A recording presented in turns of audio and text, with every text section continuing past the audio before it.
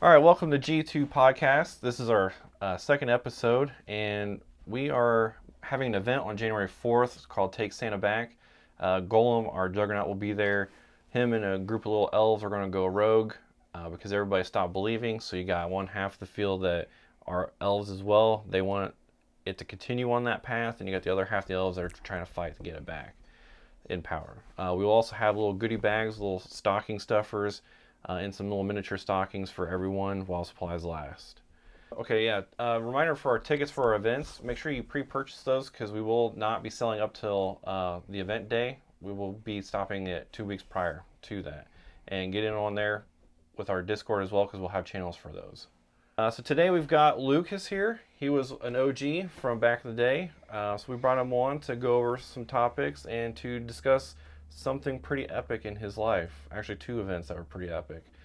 So first, we'll just start with going over the history with G2, like how you came around to it and everything that was involved with that and whatnot. How do we eat the chicken? That's what I want to know. That's right. I'm sorry. We have to do the chicken first. For every topic that we discuss, we got 10 topics here, technically 9. We'll grab a wing and we'll try some of that sauce. Unfortunately, Angie over here won't be able to dive too far I'm a into weakling. that. Me too. She can't I handle it. know. But he's a man. He I'll can stop handle right it. about here. All right, so I mean, if you want, we can just grab some wings, put them on your plate, and then we'll start with the first. Can the first one be sauceless? Is that all right? I'm gonna start with sauceless. That's what I want. Sauceless. Which one's that one? Chipotle. Level Level 1, not or hot sauce. I'll just put it. Yeah, it's not that hot. Oh, no shoebox.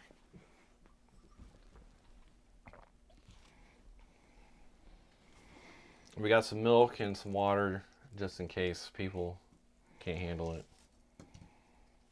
This is delicious. Chicken's very good. Yeah, JJ's. Maybe one day they'll be a sponsor. Yeah, that'd be awesome. What'd you think? I guess about as hot as I can go.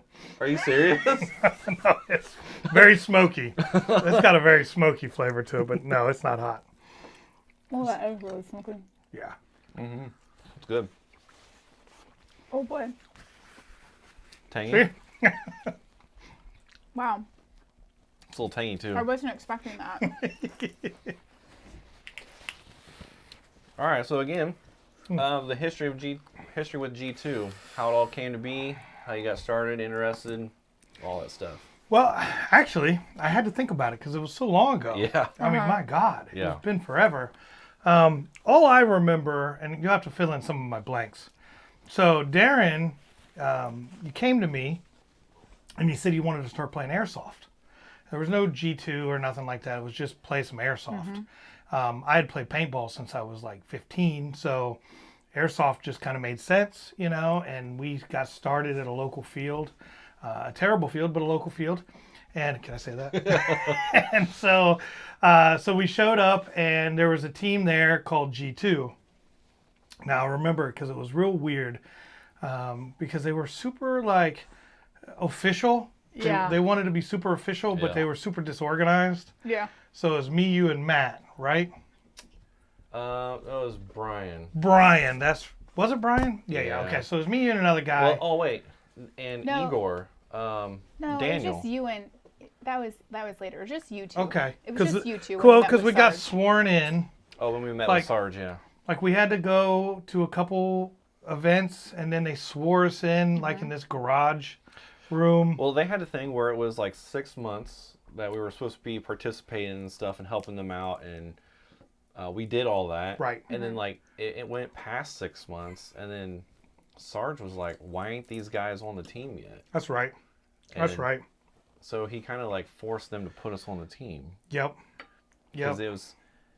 And I'm not trying to dog on the people that were originally there.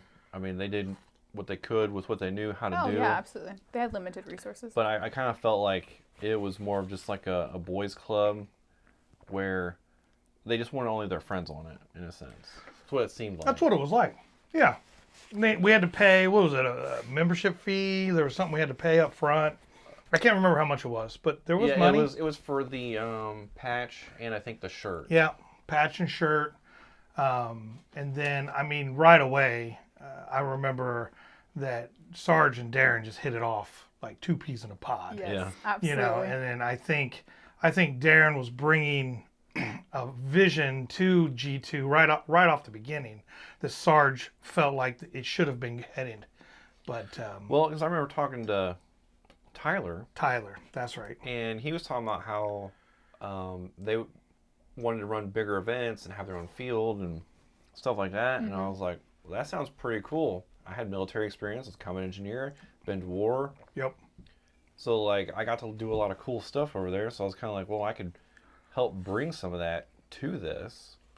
And I feel like we have. It's, unfortunately, it's like a lot of the military mindset stuff has kind of left because the people that were in the military have kind of left. So Yeah. we're having to adapt. But that's how it was going in the beginning.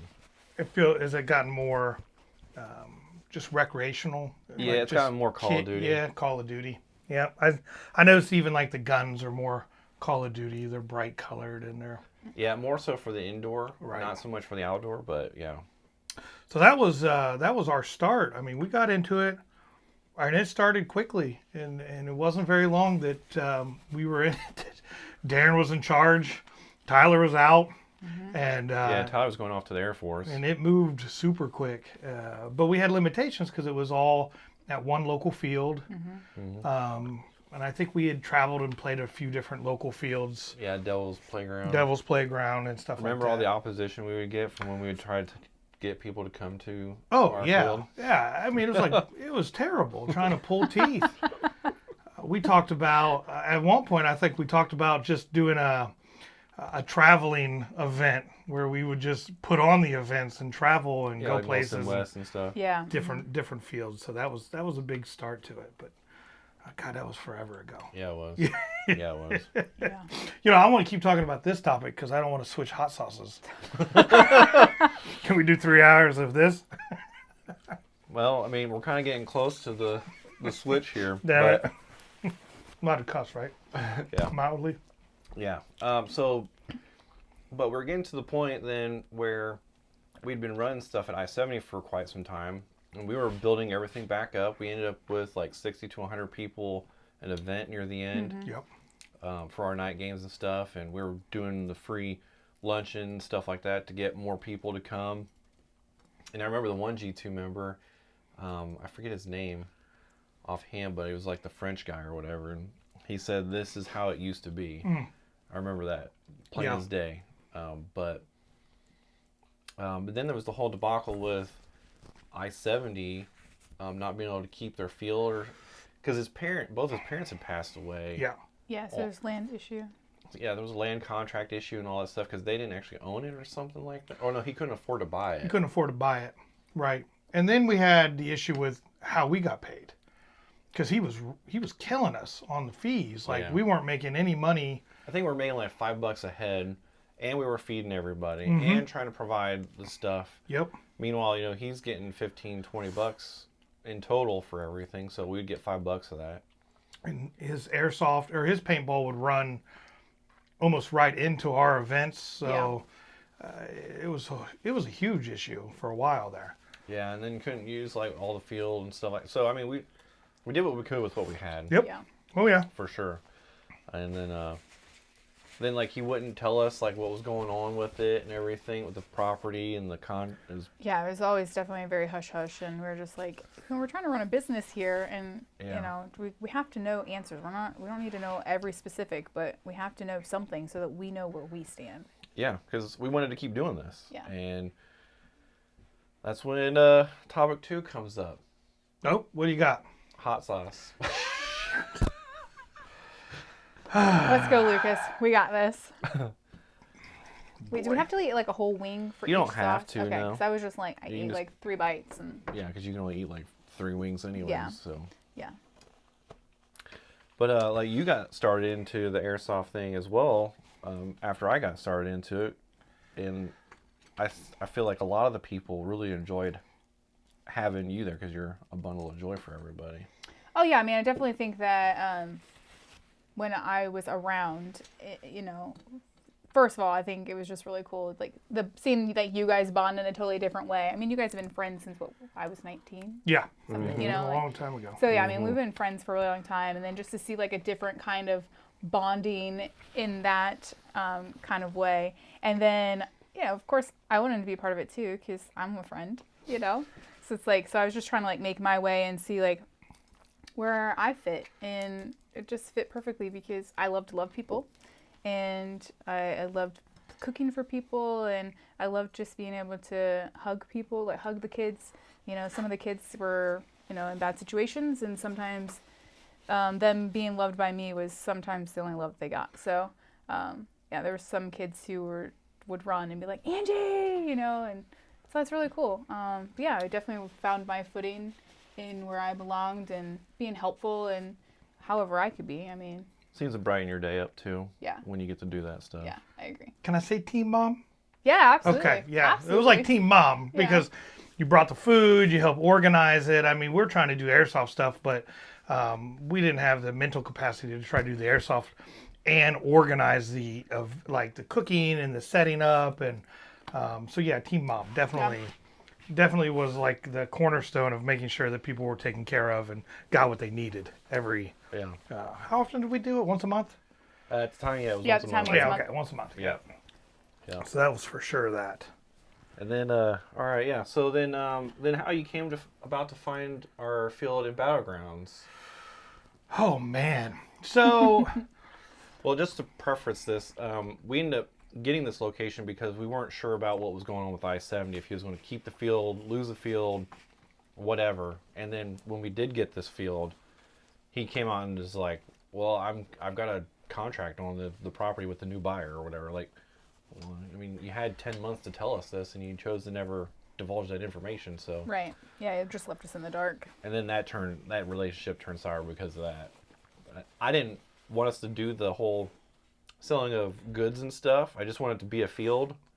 I would have worked with him on that. I mean, heck, even the first day we were open, everybody went there to buy their stuff and then came And to then our came field. to our field. So yeah. So it's a funny story. So I worked in Dayton, and there was this dilapidated property, but it was so cool because it was old concrete buildings and but a little bit of woods, and I mean there were just so many layers to this property, but I could never figure out who owned it. And I had been looking at this property for like 2 years, no idea who owned it. And then I think I got creative one day, and I called, I want to say the tax department, Oh, yeah. and ended up getting a phone number. And what had happened was they had just sold the property pretty cheap, my understanding, to a new group. yep. So then I had a number, and I called that number, and that was some sort of real estate company. They had just sold it to another company, another group of people who happened to be Russian Turks. So then at that point, I don't remember if Darren got a hold of them directly, but we ended up pursuing. We set up a dinner with them. That's right, Texas Roadhouse. Yes. With Light bulb. Sasha Yes. and his very Russian brother, I think is what who it spoke was, yeah. very little English. Very little. Very yes, little. Very little English. And But so we went to worked Texas out a deal with Roadhouse. them, yep. Worked out a deal with them. They obviously wanted to sell us the property, Yeah. but the price was just Yeah, no. astronomical. I don't know what they were thinking. But they owned a lot of the older properties around town with some trucking companies and other things like that. And I think we went into that with the expectation that maybe we could eventually buy the property. Yeah. He did offer it to us to buy it at the end. Yeah, for But- still too much. Yeah, I mean, it was okay. It was better. Yeah, it was It better was, than what he it was better originally- than the original, but still like, But the problem was that there was just so much vandalism there that we couldn't keep anything couldn't up. keep anything up. Right. We'd come back the next weekend and it would all be the stuff that we would just put up. Right. Like we couldn't even keep the netting. I can't tell you how many times we replaced panels of netting. They cut because the they'd netting. cut it and light it on fire. Yeah, they lit our netting on fire. And so it just melts. And I'm like, oh my goodness. They set our field on fire like 3 times. Yes, 3 times. Oh, I do remember that. Yeah. One time I think it was us because we were burning some wood out there. Yeah, I kind of think it was And we maybe didn't us. we didn't fully, I guess, get it put out, and it recaught fire or whatever. But I mean, the other time, like they set our tires on fire, and so I'm like, and Sasha's like, "What's going on?" I was like, "Dude, you got people living in a semi-trailer Oh just my right gosh, over there crazy. at that warehouse." Yeah. They were cutting the wires of the to get the copper. We're like, what is going on? Yeah, they're cutting down the electrical poles trying to So get the copper out. it of the was wire. literally like in the middle of Dayton. Yes. Like we're having Irwin Street. urban warfare in the Yes. middle of Dayton. I don't think the city had any clue we were doing it. Not until we got. Well, there was a couple instances where the law got called, but they never had an issue with it. No, we caught a bunch of stuff on fire one time, and the fire department came out and just threw snowballs for about 20 minutes and left. So they didn't Yeah, I mean, they care. didn't The care. property was ruined property. Yeah, it's very. But you have vandalism and you have vagrancy. Skateboarders and graffiti artists would be out there constantly, and Yeah. so there was challenges. Without putting a big old privacy fence around it, there were challenges, but it was a good location. Oh yeah, Yeah. I mean, super fun. I mean, you couldn't have asked for a better location for what it was, and I mean, people loved it Yeah. because it had the urban feel to it, and it had the wooded area to it, and then you guys had made trenches. Yep. I mean, that field had a little bit of everything, and Yeah, it was great. It was super fun, and the dynamic of the players back then was different No, you can't eat my trash. compared to what it is now. Well, I think that field also, in comparison to our current field, also kind of catered to the speed softer, like the Yes. indoor person, because there was all that dynamic stuff there in the trenches, and which we're going to build back up at the new field. And It's then you just had that taking X time. building there. Yeah, we People had. love that. Yeah, yeah. Oh, There yeah. was a death zone, but like people loved being in that. Oh X yeah, building. then you went in that X and you were just going to get annihilated with smoke grenades and regular grenades. Like it was on. Yeah, and Yeah. we're going to bring that. We're going to rebuild that out there too. It had train tracks. Yeah. It had the train tracks. The price was good. I mean, gosh, the our price was our was rent. great. Oh, we couldn't have complained. yeah, Oh the my price was goodness, great. it was so good. Yeah. And like you said, it had that urban feel with the Yeah. graffiti and the concrete. I mean, the fact that nobody died or got seriously injured Or tetanus. is I a mean, win. Because they're although there was an incident that was there, and I had just thought that the guy like pulled a leg muscle, but he never followed back up with me. Come to find out, he broke his hip oh well. because Slipped? He He crawled. jumped off of. He army crawled off of one of the walls Oh, and fell. And the way he was walking, I was like, oh my gosh, he just pulled. I thought he pulled his groin. Well, he said that he had a prior injury there too, Yeah. and then he came out still that day, and then And he- really hurt. for it. disclaimer, he had a prior injury. Yes. Prior injury, Yeah. and he had a signed waiver. There you go. So. Yeah. And he eventually came back to our current field, and he's all well. He had surgery. He's good to go. But I mean, by the time I left, you couldn't park in the parking lot. I mean, there were so many people that So many came. people. You had a whole like shop set up where you brought in the truck and you sold all the goods and stuff. I mean, it was very mobile. Yeah, we brought in that trailer and had to unload it and reload it at the end of the day all the time. Me. Yeah, you. Me. Exactly. Yeah, she would get it done Me. before we were done with the day so that we could leave right away. Yes. So it was, but again, it was, you couldn't secure it and No. There's. the netting and yeah, that's a problem. Yeah. That's a problem. But it was a good spot. I mean, Oh yeah. I mean, if you still we own this still spot, talk you about could have it. built. I mean, at this point, you could have just built your indoor on it. At Yeah. this point, Yeah, some Yeah. of it, yeah. Yeah, because that big 4-sectional building or whatever that was there that we... What the hell did we call that? the hangar. Oh yeah, the hangar, Mm-hmm. the airsoft hangars. You had 4 of those. You could probably close that in and had a decent little indoor. Yeah. yeah. Yeah, that one would. Yeah, for sure. We just need to put Could some have more built like like a doorways in. do a little tunnel. We could have done some we could have kept the trenches and then built on top of the trenches, and then you could have had like indoor-esque feel. I mean, that would have been cool. Yeah. I don't know. I love that field. That field will always be near and dear to my heart. Oh, the pictures from it. with the graffiti. Oh my and gosh, the, it's so the cool. pictures of the guys with the guns and the outfits and the graffiti behind them. Yeah. It was iconic. You had drones, people flying drones through there. I mean, that was Yeah, it was was so awesome. cool. And then we would have like, I mean, Some of the locals would come and put graffiti up there yeah, too. it's like I would have people come to my little kiosk thing, and they would be like, "Hey, after you guys are done playing, Yeah. can we go, Go. spray paint?" And I'm like, "Absolutely, Yeah, please. please, like fill in." And we just asked that, nothing derogatory or whatever. But yeah, I mean, the graffiti was so cool. It was really, really pretty. I mean, because I think when we first built the X building, we just left it raw wood. By the time we left, it was like a cool Berlin Wall-esque looking thing. It was really, Yeah. really neat. And we actually took that X wall with us and we rebuilt it. We used it to We build used some of the other some- buildings. Yeah. So I mean, there's still esque from battlegrounds, but Yeah, there's a couple. Even some of the bricks that we brought back out there too Yeah. and stuff. But every week we'd go out there, there'd be a new painting or town, something. Yeah. So there was some good stuff with the bad. Some new painting and something was on fire.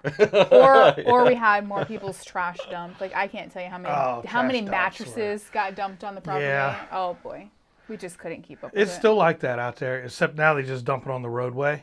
Yeah, because it's a weird dead end type thing. Well, not. I mean, to me it's a dead end because It really is, but it's not. But it's not. Yeah, it's very weird neck of the woods. Yeah, I remember one time out there, I had like 5 or 6 2x4s behind the X building, so you couldn't see it from the road or anything. Somebody plowed through the fence with a van or something and stole those 2x4s. Just to get those two. Like free wood. Just for 6 of them. I was like, Mind you, it was $75 A board. a board back then. yeah. They were tough times. Yeah. I mean, we bought those sheets of God. plywood from those one guys. It was like half rotted, Oh, but it was yes. such a good deal. Yeah. Couldn't pass it up. Yeah. I mean, And like the half of it we burn drywall up. esque stuff, like Yes. yeah, we ended up putting that in on the ground for That's still up in flooring the or field whatever. too. Oh, is it? Okay. Yeah, because it absorbed. That makes Yeah. sense. And then like killed the grass and then A side note, my understanding is some sort of trucking company, but not too long ago there was a huge FBI ATF raid, and it was a big chop shop. They turned it into a massive chop shop. I'm not sure the Russian Turks did. I'm not saying that, but it was a multi-million-dollar chop We're shop. gonna have to out blur there. out your face and silence your name. oh now. gosh. Sasha, sorry. I mean, I just talked to him via text, Maybe he like a sold day or it. two after you had mentioned that. Yeah, he probably sold it. He probably don't even own it no more. Oh yeah. Yeah. 'Cause I did see him out there.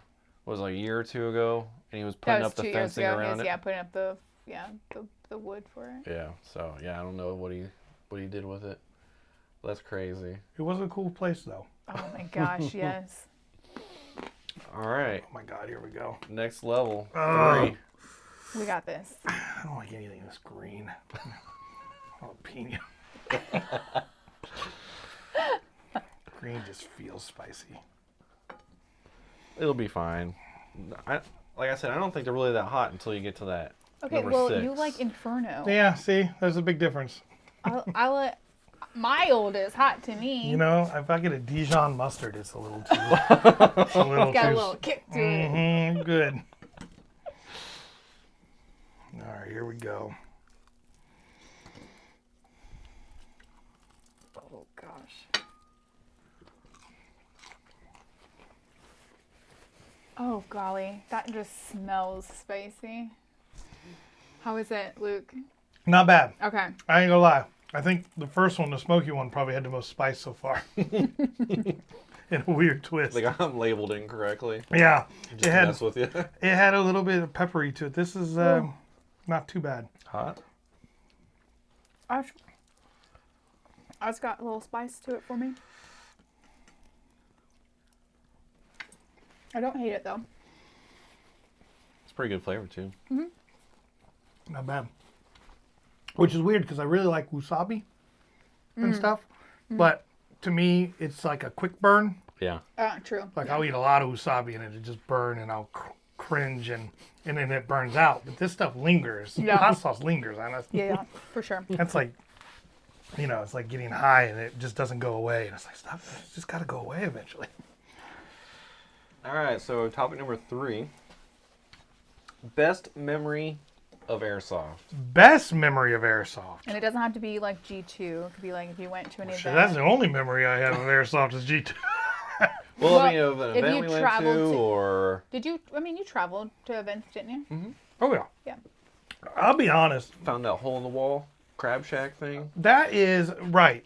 I mean, so I guess the best part of airsoft was just the team mentality. Yeah. You know, I mean, everybody, but we would go as a team. We would eat out as a team. We'd find the weirdest places to go eat. Some of the best places.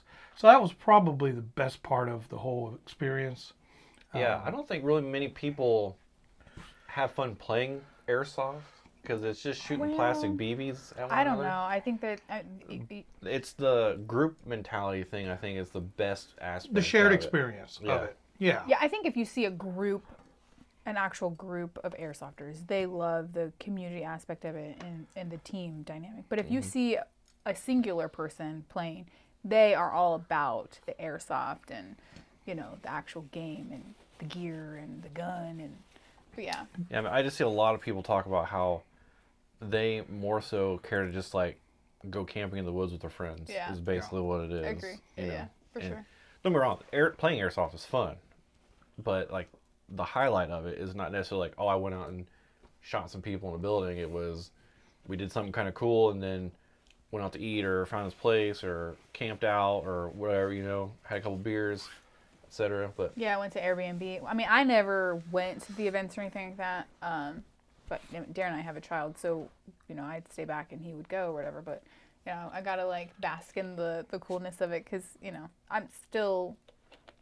They always still treat me as if I'm part of the team. There's no lack in that. bought her a kit and everything. Yeah. So I mean, She used it twice. but I use it more than that.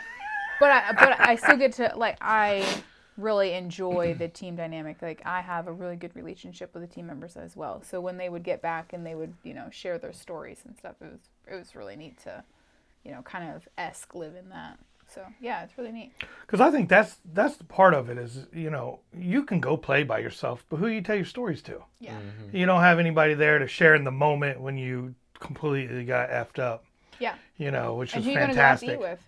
Yeah, who you going to go out to eat with, right? Yeah. So, I mean, even when we be playing, it's like South Carolina when we played there, it's so big, you would get separated. Easily. But you would gravitate to some other group of people. Or, if you try to play by yourself, it just wasn't as entertaining. So you would just walk off and start over. But that was probably the best part is just the team aspect of it. And for the G2 side, though, when we were being creative, so when we were setting off fireworks, Yeah. I just showed that video the other day from Chillicothe? Chillicothe, Yeah. yeah. Fallen When Warrior. we blew up all those fireworks right next to people, and Yeah. people were freaking out. That was fantastic. Yeah. The creativeness to be able to do some of that stuff was a lot of fun. So. Yeah, I agree. Well, and I think even when we did that kind of thing at I-70, I mean, we have awesome videos from when it was at the the castle Yeah. at I-70. I mean, that too. That's totally noteworthy. And that's what really brought the people in too. is Absolutely. Doing this creative stuff. Well, and then you had the team members who were really into that, and they Role-playing. wanted to be that role. So it was fitting. We have like so Daniel many. and Micah, they would Oh my gosh, pretend so to be the cool. Russian people. Yes. I mean, it's like Yes. so. I mean, we like all Tarkov. all the people that are on our team, we all come from different walks of life, but in all of our personalities, we're all nerdy. Somehow we are like we geek out over nerdy stuff, and that's just how we relate to each other. And I just think it's really cool. I never thought that I was a nerd. I just thought that I was in love with a nerd, but I'm a nerd, so It wears off on you. it totally It does. does. It totally does. And He wasn't a nerd before I met him either. So no, Nope, he not definitely really. wasn't, but he is now. Not really. now he's building computers and all kinds of other nerd stuff. Oh, God. He's come a long way. Thank you. Thank you. I try. But like seriously, like out of like all those like going out to eat or the group stuff, where like what was like a memorable moment of like either doing something at a field or going to a particular field or finding a particular restaurant or whatever. Oh, the South Carolina restaurant was the best. Oh yeah. I mean, sure. Which one was that one? That's that Crab Shack one. That Oh, bar yeah, on yeah, this, yeah. yes. bar out in the middle of nowhere. We thought we were going to die. We really walked into this place like somebody's not leaving here. It was a hole in the wall. Someone's going to get sacrificed. They were playing pool. We were like, oh, we were in the wrong place. And it was the best crab legs I've ever had in my life. The food Everyone was said it was so good. absolutely delicious. I mean, our hotel room was bug infested and we slept in the beds together with our clothes on and the toilet seat broke. Oh, no. It was rough. It was a rough neighborhood. But yeah, it was the best restaurant ever. That's Ever. You know, I don't recall. I mean, there's so many good moments. I'm trying to remember just one where. That was in South Carolina, right? Yes. Yeah. I'm going to see if I can find it. Oh, I still follow him. Oh, do you? Yeah. Who's it called? Do you remember? And the name is just completely. It's like Caribbean something or something Caribbean or What town was that? I no idea. What was the event? Barnwell Caribbean. Barnwell Caribbean. Yep. you go. Shout out. Yeah. Nice. You can sponsor. You Send can us money. sponsor. You Yeah. can send us a gift card. We will Just send us all gladly the come to your lobster or the crabs you can, crab legs you can. Yeah. Get in E- contact with us. Even post G2, I almost went to an event just to go Just to go eat there. eat there. I almost went all the way down. Well, I think we're just. I never ate there, so I'm all about let's do a road 'Cause trip. we drove down there 2 or 3 times for what was Stonebreaker. Stonebreaker. At GTI. Yep. And it's a 12-hour straight drive, but dang it, we make it straight 12 Straight to get down. there so we can go eat. We can go eat. Straight down. So we can go eat there. And What's the just one relax. place that you guys like the cheese curds? that would have been Sean, I think. Right? Oh, no, you're talking about... So it's that Wisconsin. Yeah. When we went up to Bristol, You Wisconsin. said, Yep. yeah, someone said they had They good had cheese that- or something. Was it across the street? Is that Chicken and Donuts place in the bottom, and Yep. then they had that steak place or whatever up top. Yep. And they had the best food there ever. Remember those mozzarella sticks or whatever you got? Yes. You can see it in his See, we face. just need to go on a road trip for food. I do like food. I mean, And unfortunately, they shut down. Oh, dang it. the You're- airsoft place? No, Or the food? The food place. food place. That don't make no sense. Yeah, they were like the best. I was They going to shut say, down the year after we went there. because the airsoft place is still open, right? Oh yeah, Bristol Black Ops. Yeah. Oh, yeah. You know, where you guys are at I now. aspire to be them. I mean, where you guys were at now, as far as your field goes, that was a good experience. That first year we went and it was storming, and we got, I can't think of his name, but he was out there like holding a flag in the middle of this storm, and he's just leaning into it in his underwear. Oh, my goodness. I got pictures. Was that on our team? Yes. He was a team It was member? a tall, skinny kid. I can't think of his Oh, name. too tall? Too tall. Okay. Oh, yeah. That's Yeah. hilarious. It was pouring down rain. That was a terrible event. It wasn't the one you guys did. It was, I forget who put it on before. I just remember that we walked like 25 miles and shot 4 BBs. I mean, by the time we found somebody, I was so tired, I just laid down and went, shoot me. You know- I'm just exhausted. Wake me up whenever you guys They just are had me ready to walk go. this 80 acres to find this guy. I'm exhausted. What we're going to do is go around behind them. Yeah, that sounded like a great idea. You didn't tell me it was 12 miles around. 12,000 miles. Oh, my gosh. I'll pass. No, it was a terrible. The event was rough, but we were having a lot of fun that night. We shot that guy with what was it? Where it shoots out multiple BBs. What was that? Oh, the yeah, crap, I forgot what it's called, but yeah, it's They were the shooting shower guys. shell. Yeah, they were shooting guys in the back on purpose. I mean, they would prepare Going themselves. through like the gauntlet or something? Yeah, they would just Okay. prepare themselves and Okay. we'd shoot Oh, them. that was at Fallen Warrior. Where's that Fallen Warrior? Yeah, that was Fallen Warrior. Yeah, because remember it was like late at night or whatever, Yeah. and yeah, Yeah. it's like brrr. And then it's like- Oh yeah. I don't think I was. They signed up for it. They asked for it. you weren't there for that. It was for something else, and then I think it was after our event that we hosted that day. That was what that was Oh, for. yeah, that's right. And Yeah. they posted that online. Yeah. I mean, any of those moments when the team that was always, as soon as we started doing anything, it all fell apart. Every time, never failed. Every Communication time. fell apart instantly. we'd go out there and be like, all right, let's work as a team. Yep. And then everybody just flees. Darren gets so mad. like, You get so frustrated. yeah, I was just like, we all just talked about this, and then you all just run off as individuals. Yes. Like, and then like halfway through the day, we'd come together, and then we start dominating together. Yes. Yeah. I was like, how about we just do that from the beginning? And we could just dominate all day. Yeah, like No. everyone get your ducks in a row. As soon as we hit adversity, it was like it just fell apart. Yeah, like as soon as a shot was made, everybody's just ducking and cowering and running. And I'm like, oh my god. Yeah, you like guys. half the team, we don't know where they're at. Like, where they all go? Yeah. But ultimately, when the We team, had such crappy radios back then. Too. Oh my gosh, I know. That radios was the were biggest, terrible. That was the biggest problem. Those UV5Rs. yeah, couldn't hear. I mean, I think even if you have the best radios, if you aren't working and communicating as a team, like you hear it in your personal life, you hear it in your professional life. If you can't actually follow through with using the device, communication is not ever going to work. Yeah. We say it all the time. Even now, we're like, use the radio. Use the radio. Like, we can talk without a radio. What is wrong with the radio? Like, Yeah. it makes no sense. Yeah, because communication is like 50% of the battle. Yeah. You know, like it literally can turn the dynamic of the field easily. Absolutely. We also never practiced.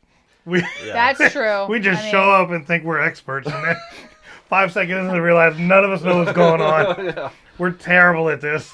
Or some of them like re-kit would be back there still. Oh messing with my goodness, re-kit. Woo! that Yes, guy.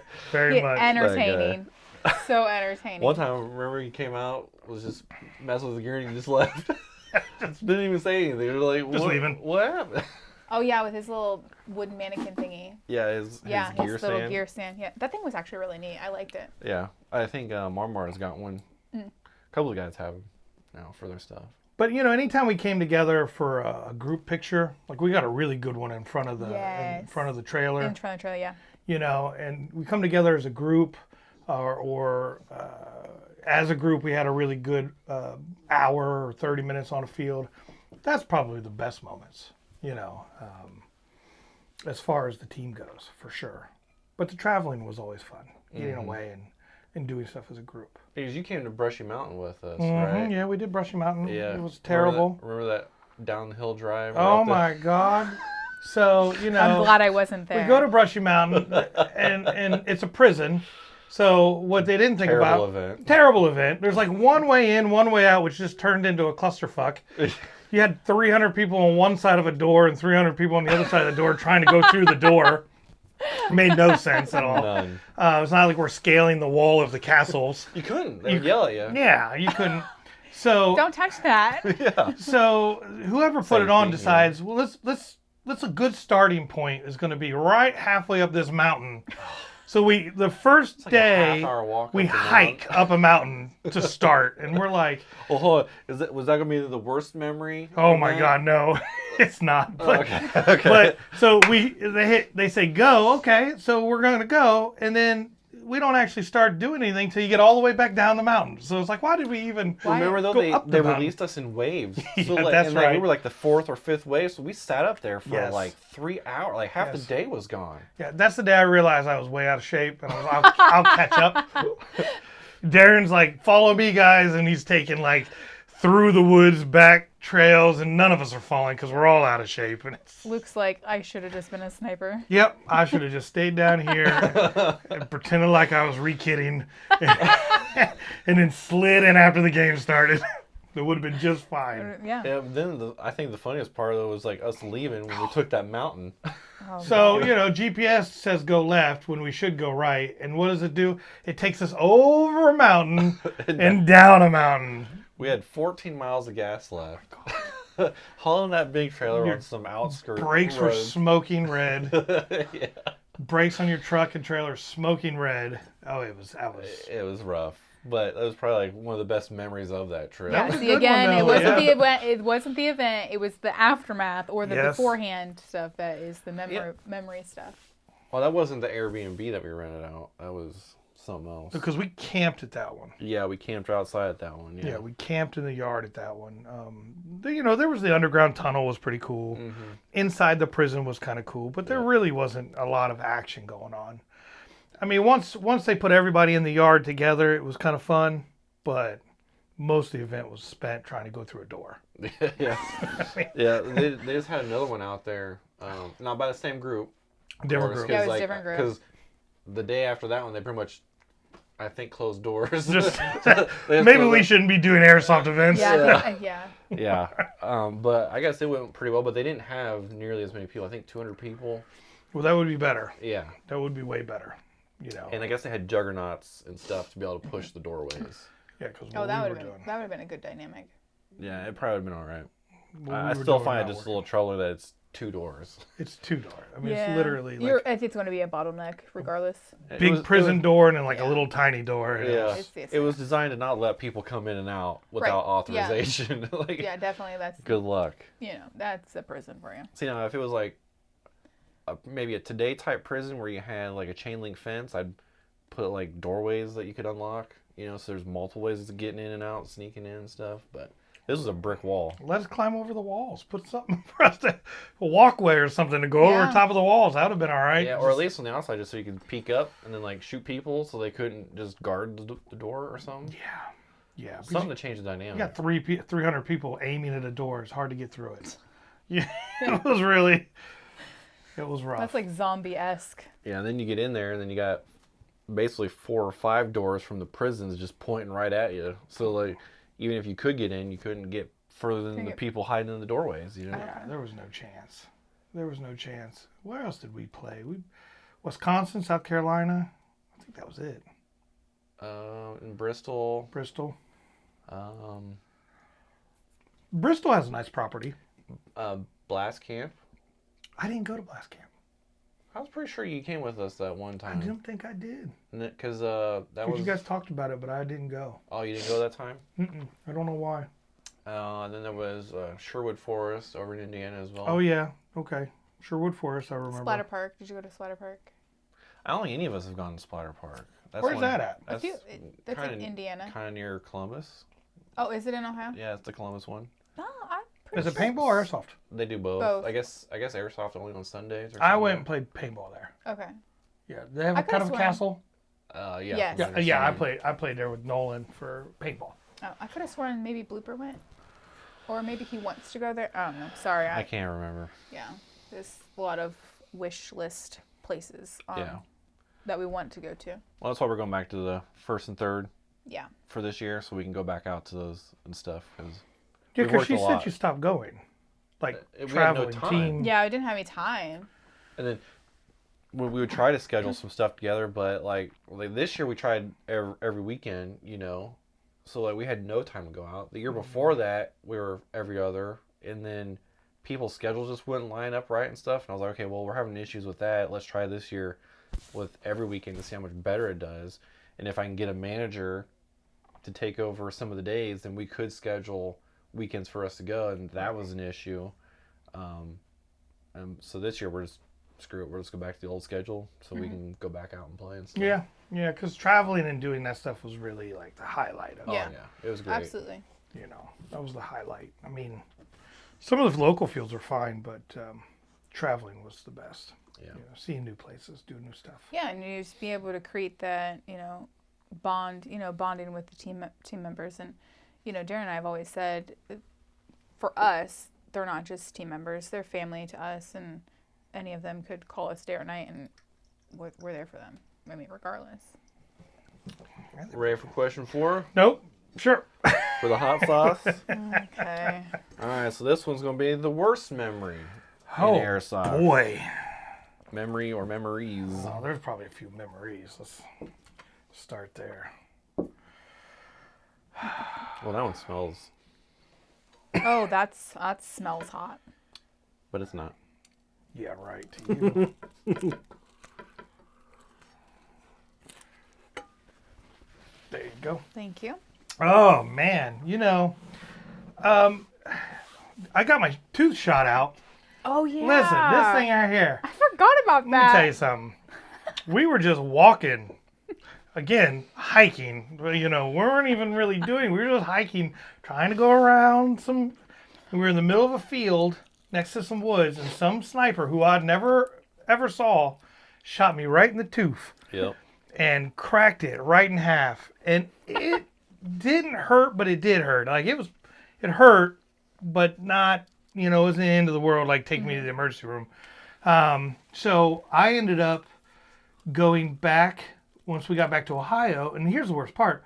I went to my dentist and he rebuilt it crooked and all jacked up. Oh no. Oh man. And it's never been right. And I've had it rebuilt twice and it just keeps breaking. Like, so I'm really going to have it just crowned. Yeah. But to crown that one, they're like, well, you got to crown both in the front. I'm like, all right. So now I just have a wonky tooth from Airsoft. Thank you. That was. You had your warrior wound. I think that day is when you contemplate whether or not you wanted to be an airsoft anymore. Well, I did. Probably was one of the last time I played, I think, actually. I have to agree with that. Yeah, yeah. I just, like, I came straight out of the trailer park. Because now I'm like, trying to talk to people. I've gotten used to it, but... we need some rednecks for this event coming up. Oh, my God, yes. So, that was probably one of the worst moments for me. I felt so bad that day. 'Cause I was like, fucking, like, we're out in the middle of nowhere at this event, and, like, I don't know if you need me to take you somewhere, and I asked you a couple times, and you're like, no, you're good, and then you're pissed off all day. And then you couldn't really eat because it would hurt. Oh. Well, Yeah, I was like, God, I don't know what to do for you, it man. was like the root was exposed, and it wasn't hurting, but if I breathed too hard... Yeah. Oh, yeah. Oh gosh. Oh, yeah. It was rough. Some of those... Huber, can I say the place? Some of those I-70 events were some of the worst experiences. I mean, like, as fun as the castle was, it was terrible. Like, getting into it was fun. Like, Yeah. if we would have done it, but having people inside it, it was just people were just getting hurt because they were shooting. It's because the opposing force wouldn't listen to us. That's true. They acted as if... Hi, puppy. Does that one have a red light on it, too? What? Mine has a red light. Oh, it does? Mm-hmm. Okay. I just didn't notice it before. Anyways, so like we would have some people inside. So you'd storm into the castle and there'd be like an opposing force of like 6 people. And then those 6 people weren't supposed to hose you down like they were just trying to dump on you, They were supposed to be there to kind of get shot a little bit and die. Positive resistance, but... Right. Yeah, but they would act like they're there holding off this infinity force or something like. It's like no, this is supposed to give these people an experience that they can enjoy, so they'll want to come back. Yeah. Not so that you could just want to be on this 6-man team and just dunk on people. It's the wrong dynamic there. But when G2 would do it, it would be good. But we often would need us to run the event and stuff like that. We couldn't be players because we just didn't have enough people back then. Yeah. Yeah, so we just had regular players in there. Yeah. And that was always a rough one. Or, again, back to night games, playing against people with night vision. Mm-hmm. Where a guy goes out and spends $3,000, $4,000, Yeah. $5,000 Still an on issue thermals. Yeah. And we're trying to play in the dark, and it's like, yeah, that sucks. Like, Yeah. That's some of the worst. Still an issue today, and now we separate it with flashlight only nights. Yeah. So there's no NVGs, no nothing that night, and then some nights we'll have it where you can wear your NVGs and stuff. And Yeah. still, then you only get like a group of 5, 6 people that come out with the NVGs, and of course they're all on one team. So then it's like Right. the other Yeah. team just Because gets they're on the dunked same. on. Yeah. Yeah. It's like, can we split you up? And then there's always complaining about it and stuff, and it's like, well, I mean, for one, it's like you came to a night game where we advertise that there's night vision allowed. Right. So in a sense, you have to understand that that's going to be part of the dynamic. Yeah. But the problem is too that you get these new players that come in, they don't understand that, Yeah. No. Yeah. and then they get a sour taste in their mouth from it. So Right. the last night game we did, it was just basically like an open play in Camp Victory, and we even put some lights out on the field, some solar lights, a little brighten, kind of brighten up the field. Put shadows. Yeah, Yeah. we'll put shadows, and some of them were motion sensitive. Oh, So nice. they'd turn on real bright That's cool. and just add a little different dynamic to it. We're going to get some other more like street lamp light ones that are kind of bright. So like this section could be really bright and that will be really bright. So we can have that on even when we're doing NVG nights, so that NVGs are still It's applicable. still challenging. But Yeah. it makes them a little bit more challenging. Yeah, but they won't be able to just be there and shit on people. Yeah. all Yeah. night. They So just is there can't just annihilate. is it a small NVG community? Because, I mean, they're not cheap, right? So They're not. They're not. how many people would you say probably have NVGs locally that even are eligible to come Locally, play? I can think of like maybe 10. Right? 10. 10 to 20 people. Yeah. But the problem is, too, is like not everybody's willing to travel very far these days and stuff like that. So there probably is a bigger community than what we're aware of. But Anybody do night games I don't know. I think, other than you? well, I mean, so Heavy is trying to start up I-70 again. Oh, doing really? night games, Oh, yeah. boy. Yeah, wow. There's a lot of things I like to say about that, but Well, I just, how many people really have night vision? And Right. you would think if you had a night game, they would all show up because how often do they have an opportunity to go out and use their night vision for airsoft other than just dicking around in their backyard, In the with their backyard, yeah, friends? for you know? sure. And usually the people that have them are pretty older adults, it yes. seem like. Yeah. So, They're the ones that can afford it. right. I mean, it's not cheap buying NVGs. Oh, yeah, I know. I mean, Digital ones aren't all that great. I mean, because you have to use infrared to be able to see anything. Right. So I shouldn't buy the ones off Temu? No, Temu ones are no good? I you bought a might be couple. disappointed. I bought a couple cheap digital ones because I was trying to look at like maybe renting them out so that the regulars could go out there and just kind of experience what it's like at a cheaper rate. But I mean, you're just out there with an infrared flashlight, just beaming everywhere. So like everybody's going to see everything. Yeah. So I mean, it's still not that bad if everybody had them, Right. but I don't know. We'll have to see because it's kind of the vision is like eventually, I think we're gonna get real night vision that we can rent out, and we'll just see how that works out. Get like So not to get off topic, so why do you still do NVG nights? why do we still do them? Yeah, why do them at all? Because there's still quite a crowd that kind of enjoys it, Right. and there's like, even people on our team have started buying them. Yeah. You know? Oh. So like kind of getting back into that. So we don't do them as frequently, maybe like one or two A year? a year. Oh, Yeah. okay. Yeah. So I think it'll be good. That's cool. I just didn't know because it seemed like that was always our biggest issues was the night games with the Yeah. NVGs always seemed to cause the most problems. Oh, yeah. People There just used to be more NVG get people back in the day, Yes. Yeah. When we were at Battleground, there was a lot. even at I-70. Yeah. I agree with that. But yeah, I don't know. You got the economy that's just. So I mean, totally get it. Why people don't want to invest in something that is that expensive. But, Yeah. But also, I think too, if you don't do it at all, then people don't know about it, so they can't think of, maybe that's something that I want to save up for. So I mean, I know that there was one person who attended one of the NVG nights, didn't realize it was NVG, so he just had to run with flashlight. But yeah, he ended up saving money up and got him a decent set of NVGs. So. Yeah. You don't know what you don't know. So, I mean, that's the good thing about at least being a little diverse in the game modes or whatever, so that people who are newer to it or maybe even veterans of it and just have never done it before, it still gives them that avenue to explore. That was not that hot. Agreed. No, wasn't that I hot. told you guys, it doesn't start getting hot till like 6, maybe 7. Oh, wonderful. Where are we at? 4. Okay, just want to prepare myself. How about you guys? I mean, what was your worst experiences? So what was your question? When you think of worst experience, you've had more, so. I would say the Huber Heights property. Oh gosh. Oh yeah, that whole What thing. a night. Yeah. Yeah, I'm glad it didn't work out though, because I wouldn't want to have to deal with those neighbors day in and day out that were there. Even with Tim being there, him being the owner of I-70, lying about a lot of stuff, Right. like just really, I can't even express like how freaking disappointed I am in that. Other than he was just trying to do what he could to keep us out of his city because it kind of competing with him in a sense, like. But I don't know. It's just really hate dishonest people, and like you could really tell that the neighbors were very misinformed. And like somebody was probably feeding them Sure. a bunch of misinformation. Oh, Sure. absolutely. They're talking absolutely. about like how paintballs are killing pets and all that. Like I mean, you're taking stories from back in the 60s or whatever and trying to apply them today when everything's more organic, more natural. They've been thoroughly tested by the FDA and all this other stuff. Not saying like, the FDA is perfect or anything, but Well, it's vegetable oil. yeah, it's Right.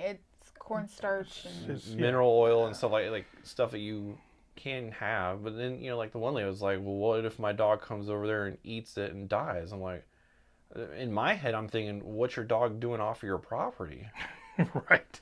Why is it Right. on my property? Yeah, Yes. I mean, I'd feel bad for your dog dying, but at the same time, like, you shouldn't be allowing it to run free in the neighborhood. Now, I'm not sure that they taste real well, so I don't imagine dogs are really Right, I big don't into think they're- eating them. Right. I Yeah, don't think they're and- going to continue doing it. And then, of course, Tim's up there talking about how, like, it kills trees and all this other stuff. I'm like, then how did you have a woods basically dedicated for this Yeah. stuff? And you got inch thick paint on some of these trees that have been there for 100 And they're years. Like, and they're thriving. They're just thriving. fine. So, I mean, outside of that, I don't know, it's just typical business stuff, Yeah, I don't think that I mean, anything that was on a business level, I never got like I think the thing that really made me angry the most is people saying on things on a personal level. Like, you don't know me. Don't say anything about my character because you have no idea. I am a super loving person and I'll love you wherever you stand. But don't personally dig at me. I mean, we sold properties of our own to invest in the company. I mean, this is airsoft for us is a labor of love, and yeah, for it to have become personal, and it was just super vindictive, and I would never ever consider doing that to anybody.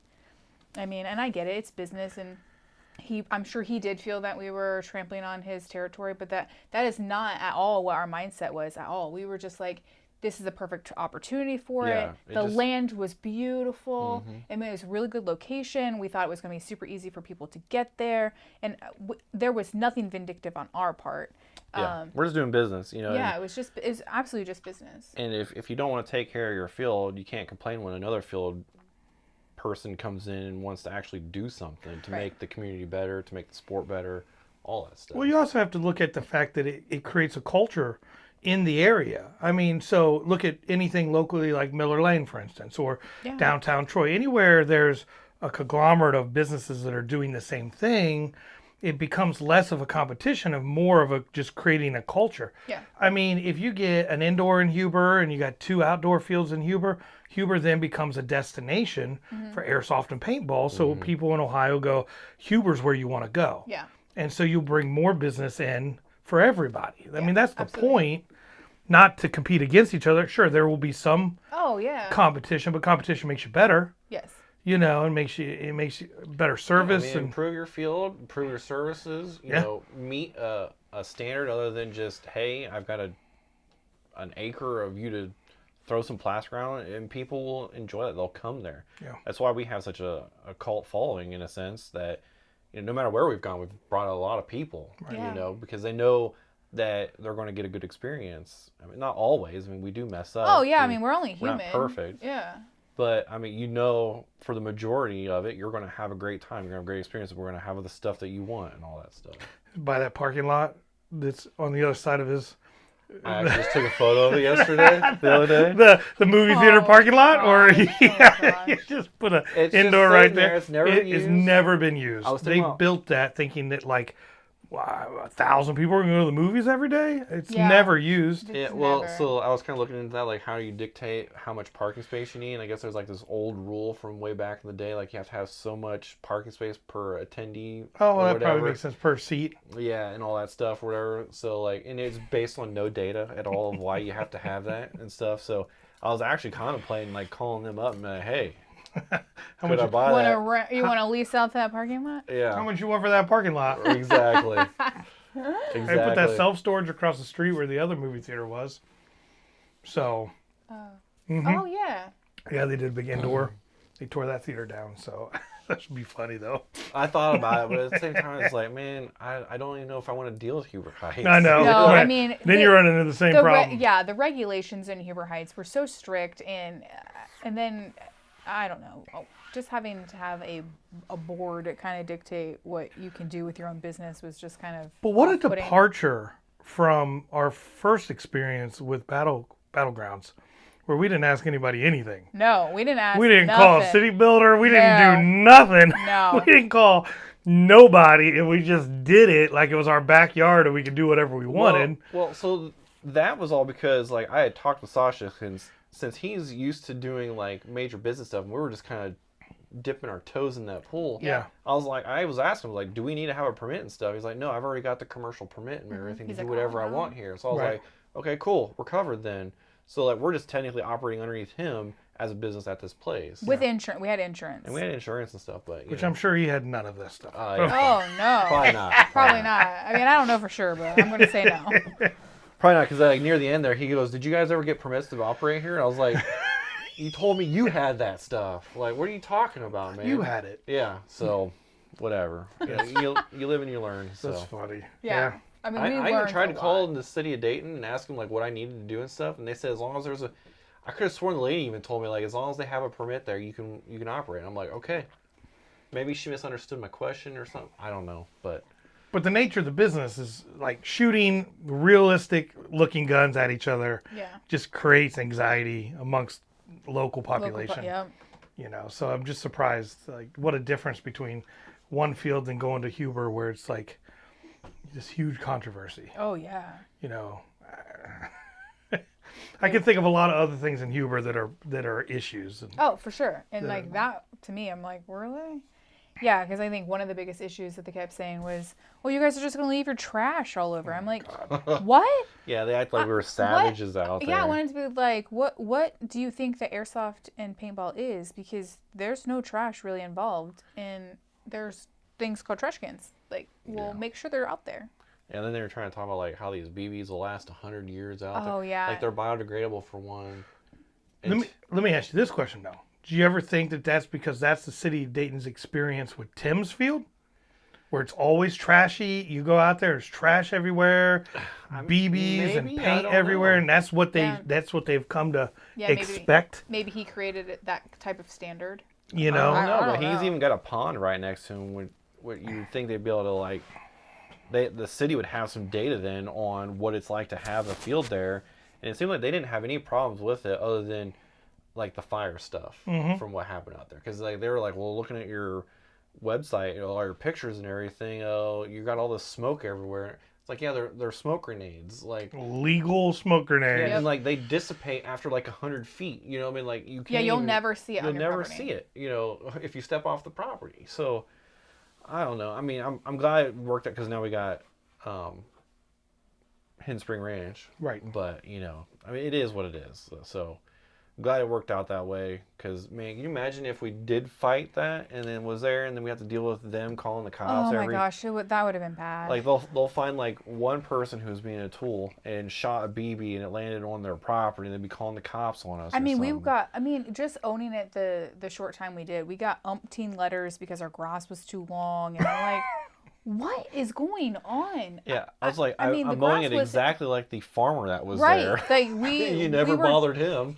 Yeah, it was just kind of like it was literally. I think we were just like personally attacked, and people just had a total vendetta against us, and I was just like, we just need to go.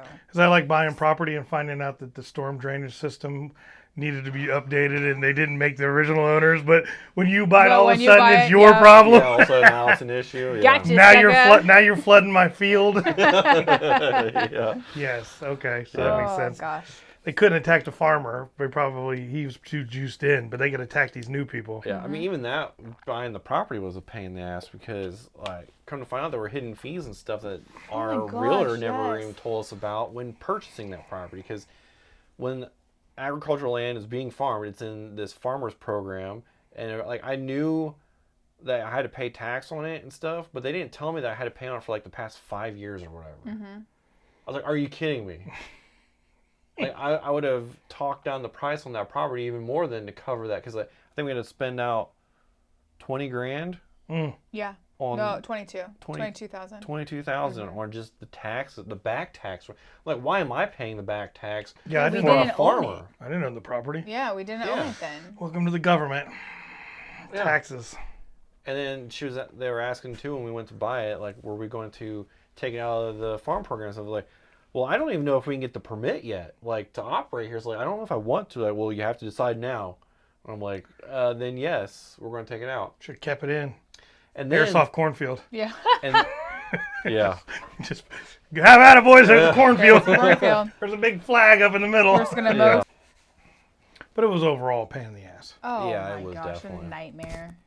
there was another pain in the ass part, but I can't remember what it is off the top of my head now. I mean, we had to go to what, 4 or 5 city council meetings. Oh, yeah, that I reminds remember me. reading about that. So I wanted to originally buy the property based on the condition that we could get the permit. And the city was telling us you can't do that. Can't You do have it. to buy the property first. Yet when we go into those damn meetings that we were trying to get the permit for, there was another guy in there selling his land to somebody to build those storage units Based on the based on the fact that they could get the permit to build there. God, Jesus. I was like, so why is there this double standard? Mm. It was definitely a lack of communication. Yeah, and they had this whole thing too where like all the OG people that were working there, they were jumping ship Yeah. leaving. It was during COVID, stuff like that or whatever. They were jumping ship and new people were coming in. Then they had these temporary people step in. Like they were trying to tell us like we couldn't even put up signs on the property. You know, like I think somebody had it out for us. Oh, honestly, absolutely. within the city. Because Tim also did have friends apparently on the board, and he was serving them coffee He that was morning bringing and them stuff. coffee. Yep. Yeah. And so I was just like, okay, like this is a Disaster from yeah, the beginning. Yeah. it's But it just- didn't discourage you, and you ended up in a much better location. Correct. Yeah. Yeah. Well, because at least now I have the knowledge and the experience and all that stuff with getting it done. It's extremely tough to get an outdoor field properly done. Right. I can imagine. All right, shall we go on to number 5 here? I guess so. You've been stalling long enough. I Number tried. 5. And I tried. I drug my feet. All right. Oh yeah, this is the thick one. Oh, great. Thick. Look. Oh, boy. Habanero, that one's really good. All right, so we're going to talk about some of your stuff with your personal life after G2. Ooh, Yeah. But we're going to break that up into your presidential win one is a different question. Excellent. So basically, I guess, what's been going on with your life? I know you got married, Oh, boy. and you've been still. I did. All right. Well, so like, for instance, when you started working for the city of Dayton, you started as like the trash man, right? Was that what it was officially? All right, it's getting there. It's got a little kick to it. Hot. I thought you were thinking about the question. I had to eat always the- wait for Luke's I had to eat the hot reaction before sauce I take a first. bite. It's warmer. Okay. Because honestly, I have a terrible palate. I mean, anything is like this is probably as hot as I would eat, and I would never order that. Oh no, I would never order that because to me it takes away from the flavor of the food. that's so hot. Yeah. I think it tastes great. See, listen. Tastes like mild sauce to me. Oh, so what's the question? So, what? All right, so what your life after G2, but I wanted to kind of take a little step back. You started working for the city of Dayton. Like, was it as a trash man, or what was your first job? Yeah. So, trash collection right on the back of a trash truck. And I know since then you've been like taking a bunch of certificate classes and everything to elevate yourself there. Yeah, so I took a big career step back to go to the city of Dayton to work in the trash department because I had a son, and most of my jobs before that had me living in different parts of the state, and Yep. moving around and Tons of traveling. tons of travel. So I really wanted to get connected. The city called just randomly. I forgot I even applied for the job. Oh gosh. I forgot it was months earlier, typical city style, and so I took the job, and it was great. It paid terrible. Hours were great though. Hours were good. Work was terrible, you know. But I was 35, so I feel like I was still young enough, but just right on that cusp where I'm not doing this for 10 Yeah. years. There's no way. So I immediately pursued a promotional opportunity within the city. Moved into the water department. That's right. The water department offers a lot more opportunity as far as education goes, and licensing and pay and things like that. So, not to sponsor the city, but they have even more opportunity now. I have a lot of young employees who are coming into the waste collection department. And a gentleman named Tom Ritchie Sr. really worked hard to get a program called Homegrown Heroes. Oh, cool. So Homegrown Heroes is basically a pipeline recruitment for fire and police. And so traditionally, if you wanted to be a fireman or a police officer, you had to take the test and get on the list, and you would get points for being in the military or being, whatever. But now, if you are a City of Dayton employee, even just a waste collector, you get to be first on any police and fire list. Cool. So you still have to take the test and go to the physicals, but you automatically become the first choice.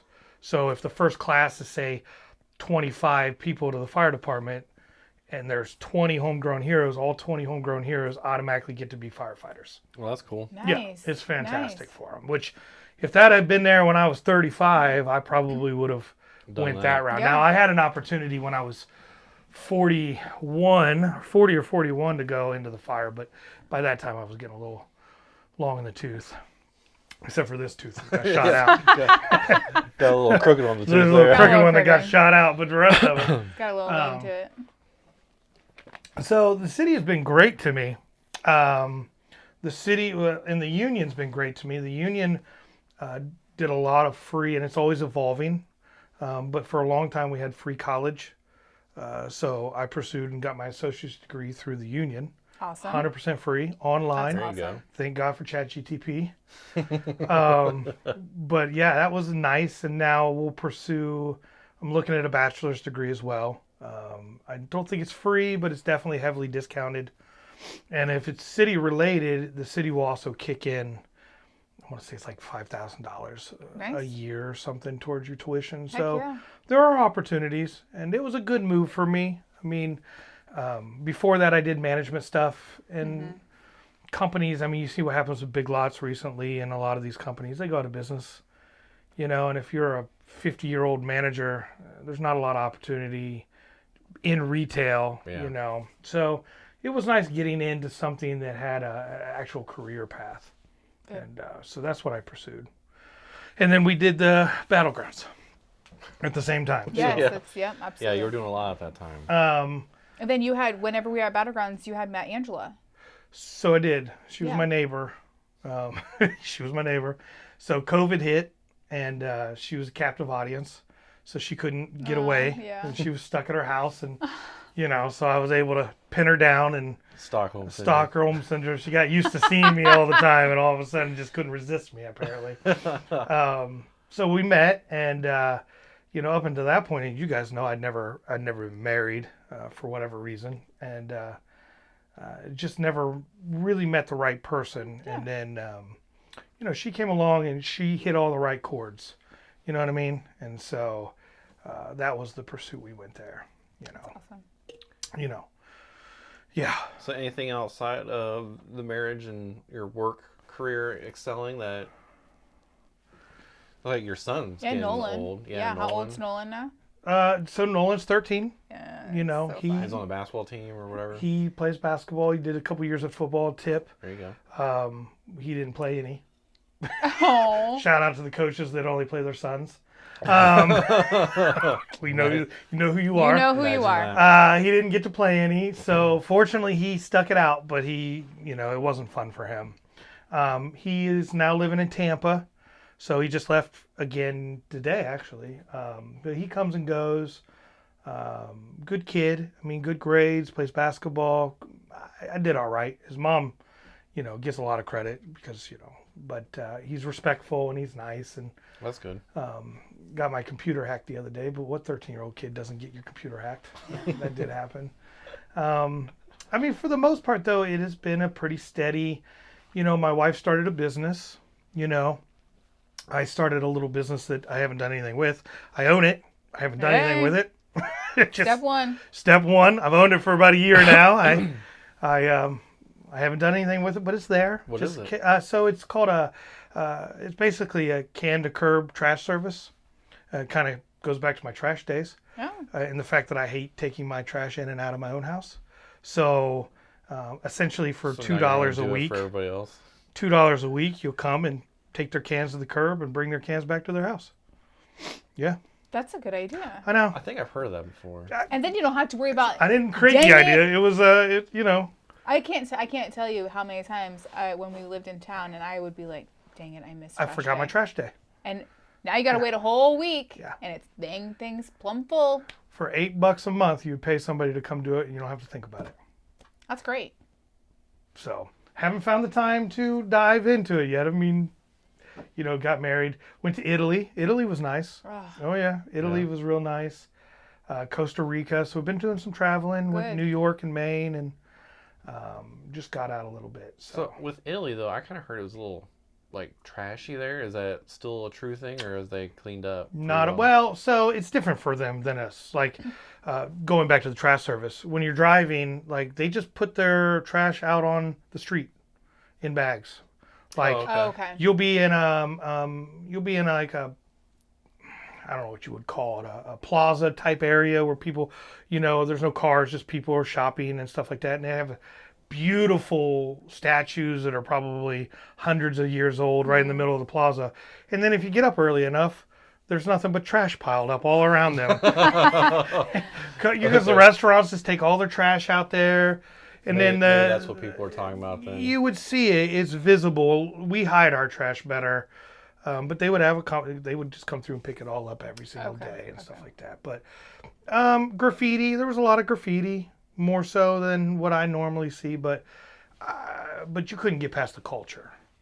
I mean, Pretty great there though. pretty great. All I the mean, food Is and the everything. food so good? food was so good. Oh, I can't wait. You to know, see we did video. Rome, and then we went to Tuscany and stayed Ooh. in like somebody's basement in a villa up in the middle of the mountains, and then we did Florence, and the best. Well, Rome was great. Where's the one with the boats? Oh yeah, Sicily? No. Oh, I don't know. I can't think of it. Where the boats yeah. are. Dang it. No cars. Why is it Yeah, I can't remember. fleeing me? It's the hot sauce. My brain burning. But anyhow, that was probably one of the night. You ever been anywhere where there's no cars? You can only walk. It was trippy. I mean, by the end of 3 days, I knew everywhere I was going. It's not huge, but you're walking everywhere, and though it was a good trip. But so I've done some traveling since G2. Got married. Married was nice. It was expensive. Should have known what you guys Should have did. done what we did. I know, damn it. But my mom wanted a wedding, and so we were prepared to just go to Vegas and get it done. But Was the Italy trip your honeymoon? yes, Okay. so we went Italy pre-wedding. Oh, okay. So we did Italy, then got back, and within 5 to 7 days of our getting back, we got married. Gotcha. Okay. So it was a pre. She's a teacher, so we Oh, had right. limitations on vacation and when she could go and stuff like She that. just wanted to make sure she got the trip in before she got cold. Well, feet if you got before out the there and wedding. got to tripping and hated me, she could just call Right. off the wedding. Listen, if you can't travel together, Yeah, you we shouldn't gotta marry get- each other. Agreed. But no, that was we did a wedding was at is it a park in boy, this podcast has my brain just melted. Not Dayton, right outside Oakwood. Oakwood. And yeah, it was Paw Shelter. Okay. Beautiful shelter, fireplace in it, Oh. and we did it up. I mean, it was beautiful. We had a live band. Friends of hers come in and play. Oh, cool. It was really nice. So, but that was a memorable day. So that whole trip, everything combined, was really a really good moment. And you said that she had started up a business. What was that? So she started, like I said, she's a second grade teacher, but she really always had a passion for just art and designing things and just really into, I don't know if people know what like apothecary is, but it's like old medicine. So she started with tea blends and homemaking remedies for pain and for skincare and things like that. So that's where it started, even though I always say it started with sun catchers. It didn't, but I say that anyhow. And then that kind of morphed into sun catchers. We were doing craft shows, like the traveling weekend craft shows. And then we were headed to Florida. Was it last year? I think we were headed to Florida for vacation. And on the way down, she's on Facebook in this place in Troy at the Sunshade Building, posted space for rent. It's not really great retail, second floor, but I said, well, call them up, tell them I'll bring the money right now. We're literally on the way to Florida, and I'm like, tell them we'll bring the money right now. And so she did, and he's like, no, don't worry about it. Just bring it back when you get here from Florida. He was sold, so Cool. it worked out really nice, and she's been doing really well with it. What's it called again? Seven Sisters Apothecary, Okay. and it's in Troy. So thank you. It's such an awesome shop. Yes. It's so beautiful in there. You guys, stop out there. I mean, she makes beautiful, well, you both. I mean, Luke is so supportive with Angela's business, and it's I lift so, stuff. But Well, you've been helping. She says you've been helping You with help. like the You help. advertising or Yeah. or the labels and everything. Yeah, so my background in management and retail, she's the artist. So in her world, she's like a tornado. I like to always call her. She's a whirlwind, and it's not about fronting products, and it's just about. But as you guys know, I mean, in a short period of time, she had to learn about web design, marketing, creating labels, Yeah, it's a lot. Facebook. lot. She's had to do all of that in just this really short period of time, and she's become great. But I still fill in where it comes to like product design and store design and layout, marketing and stuff like that. I also lift all the heavy stuff. yeah, I mean, Yes. yeah. But yeah, her store is beautiful. She has absolutely gorgeous items. I highly recommend you going and seeing what she has. Yeah, that's yeah. Thank you. Yeah, I mean, I use her she products loves every it. day. All right, we're gonna dive into number 6 now. Oh my God, Oh, I didn't golly. finish number 5. Ghost pepper. Is that 6? Come on, man. Yeah, You're killing me. 6. Let me get Okay. some 5 on my tongue. Just to block out 6. Gotta like, oh god, here's the numbing agent. It's not that hot, guys. Yeah. Mm-hmm. Sure. Ooh, that was a lot of number 5. Oh gosh, don't die on us, Luke. They haven't been so bad so far, have they? Oh, that last one was. Got the sinuses open. Yeah, this one's nice and runny, so you know it's gonna be hot. Ghost pepper, huh? Oh boy. Get some milk. I'm gonna look at you because you ate it first. Oh boy, that's hot. I haven't drank my milk yet, but it's calling my name.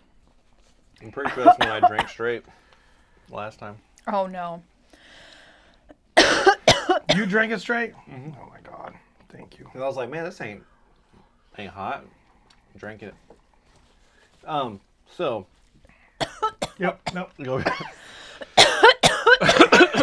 That's like, You guys That's want to be all right? hot. that's my point. Oh my gosh. Can I take this off? A little warm. You guys going to die on me? What's going on? Woo! That one tastes really good. I like it. I bet you do.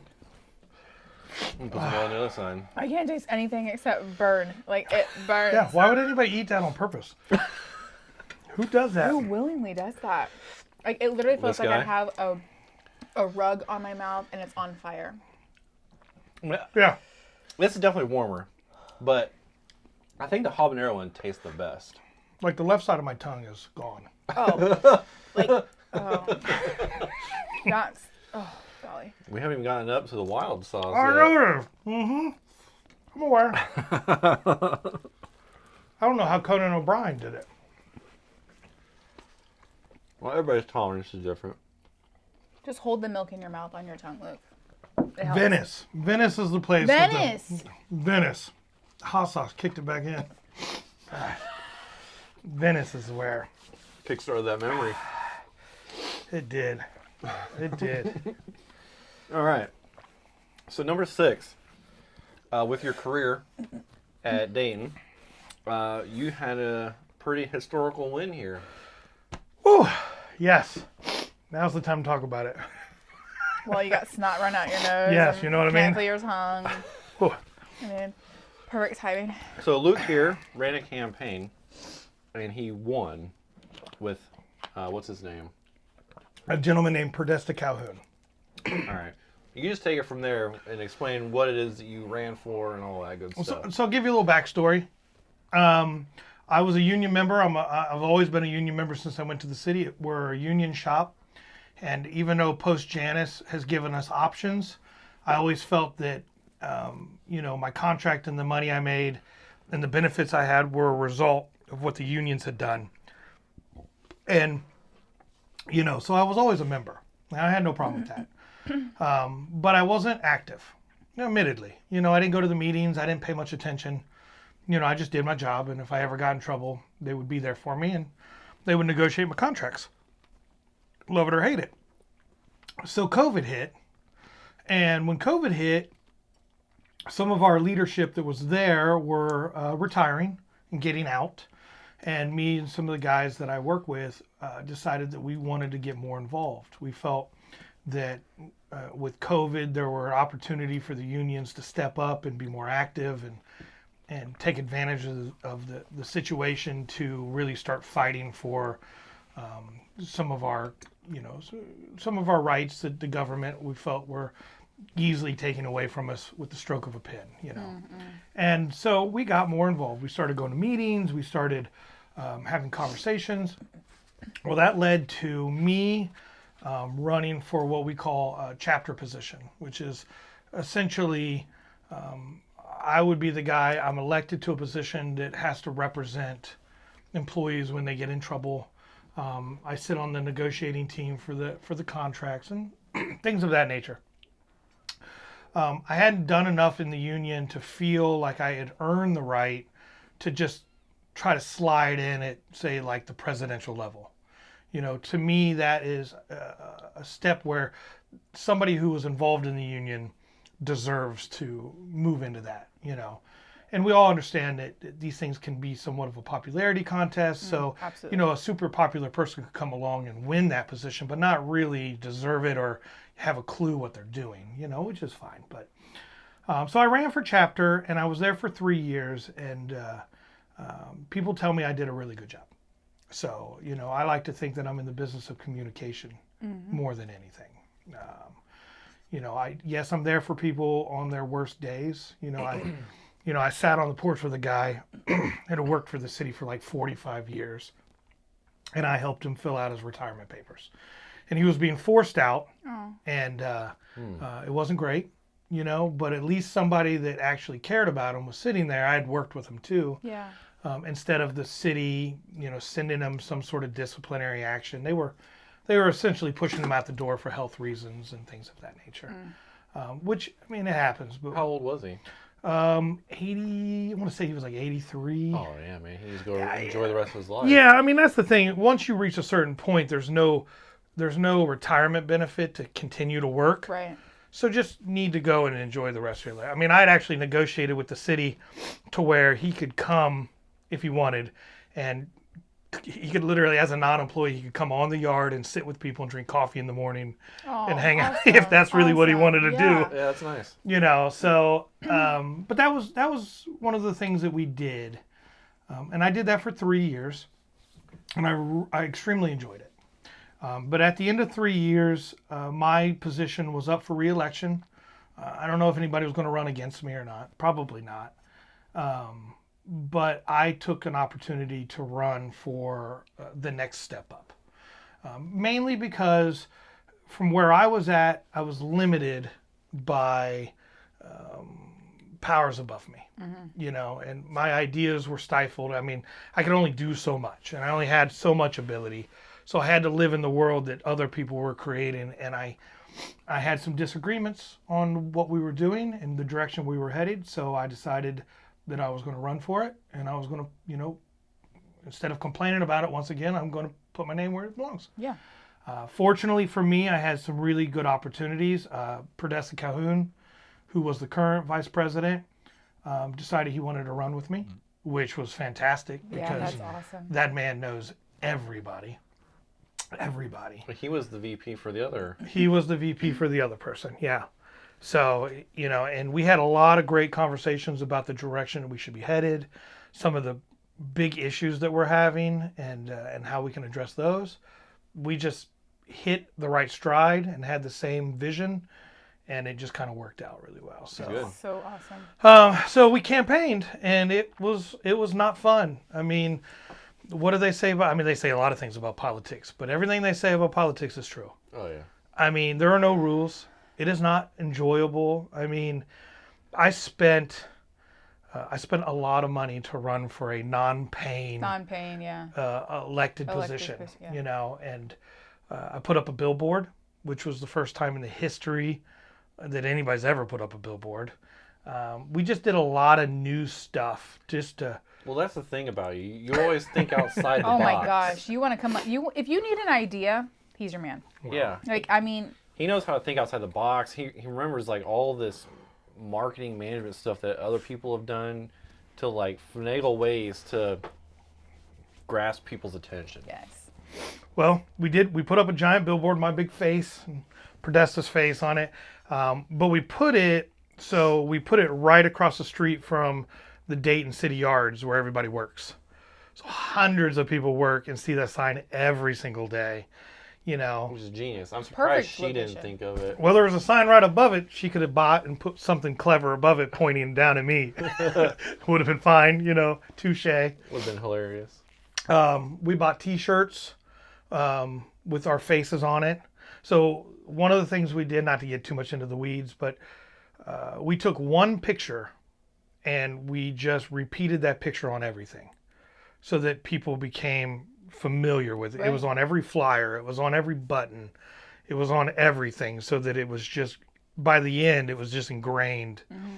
I mean, I was handing out full-size candy bars for the last 3 months. I probably spent $700 in candy bars. Dang. Oh, wow. Yeah, and that was, yes, expired for those of you who know. There were some expired candy bars in there. I didn't know. But how else can I afford the large candy bars? So like the 4-pack Reese cups, you know. Yeah. But yeah, so we would put flyers on those. People love that.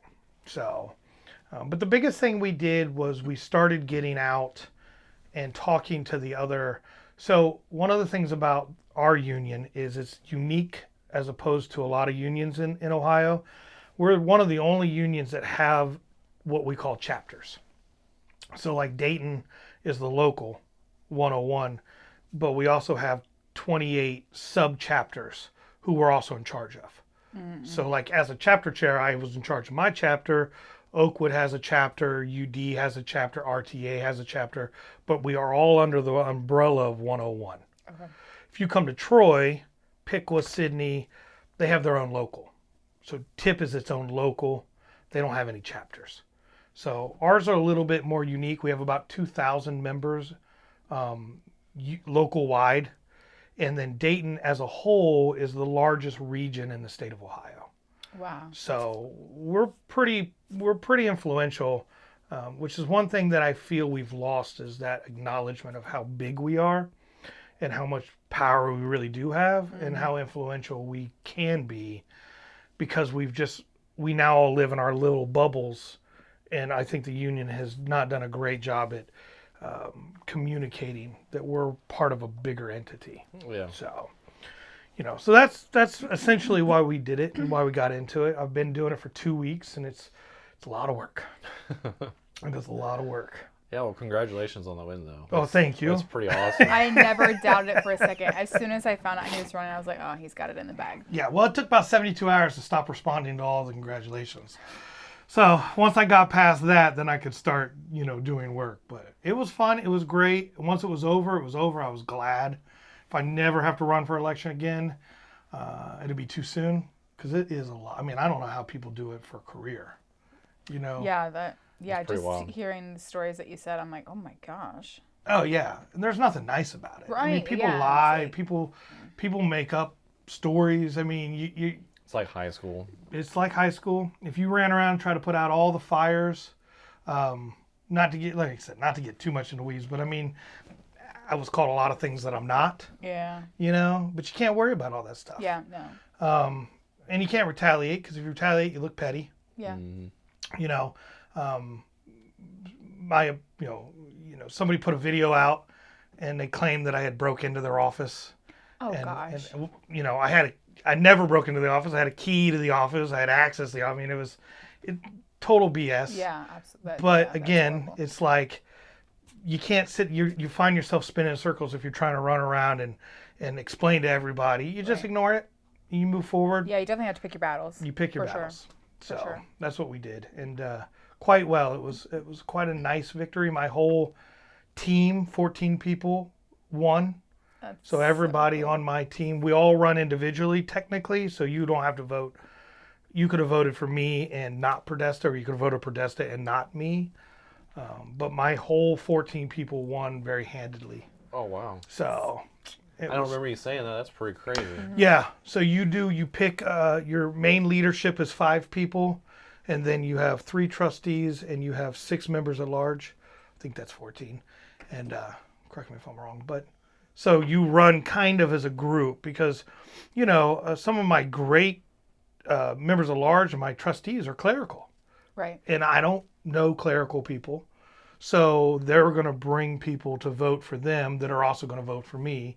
Meanwhile, I'm bringing people to vote for me that are also going to vote for them. Right. So it's kind of how you do it. But yeah, we all won. It was a It's like a Trump landslide. landslide almost. It was quite a landslide. yeah. But now the hard part is living up to the expectation Right. because you ran such a intense campaign. I'll be honest, it's not like it was run around making promises because it wasn't one of those things. Right. But people have expectations, and they let you know what their expectations are. So now trying to live up to those expectations and communicate that you've lived up to those expectations. Yeah. That's the challenge. That's the work. That's going to be the work. Well, I think one of your best characters is that you're super good at communication. Yeah. So I mean, like, you could talk your way out of anything. Thank you. Like, Don't tell the seriously. police that. Right. I mean, and I don't mean that All like those he's tickets. not gonna lie. Like he's just good at just explaining things, and like he can really help you see things from a different view. Thank and you. I think that's super fitting that you got the role. So absolutely, congratulations. I'm Thank you. super excited to see what you do. Yeah, I got 3 years, and then whatever after that, we'll see. So the vision that you have, you think this will be easily achievable within those 3 years? Yeah, I do. I think if anything, I look back at my last 3 years and I realize why,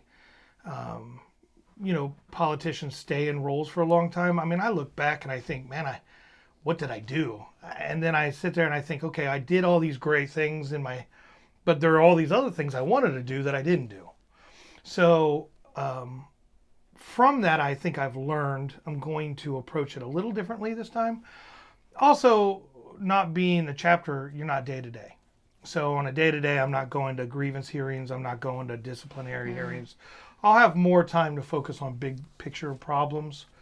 The harder part is communicating how you fix those problems to the masses.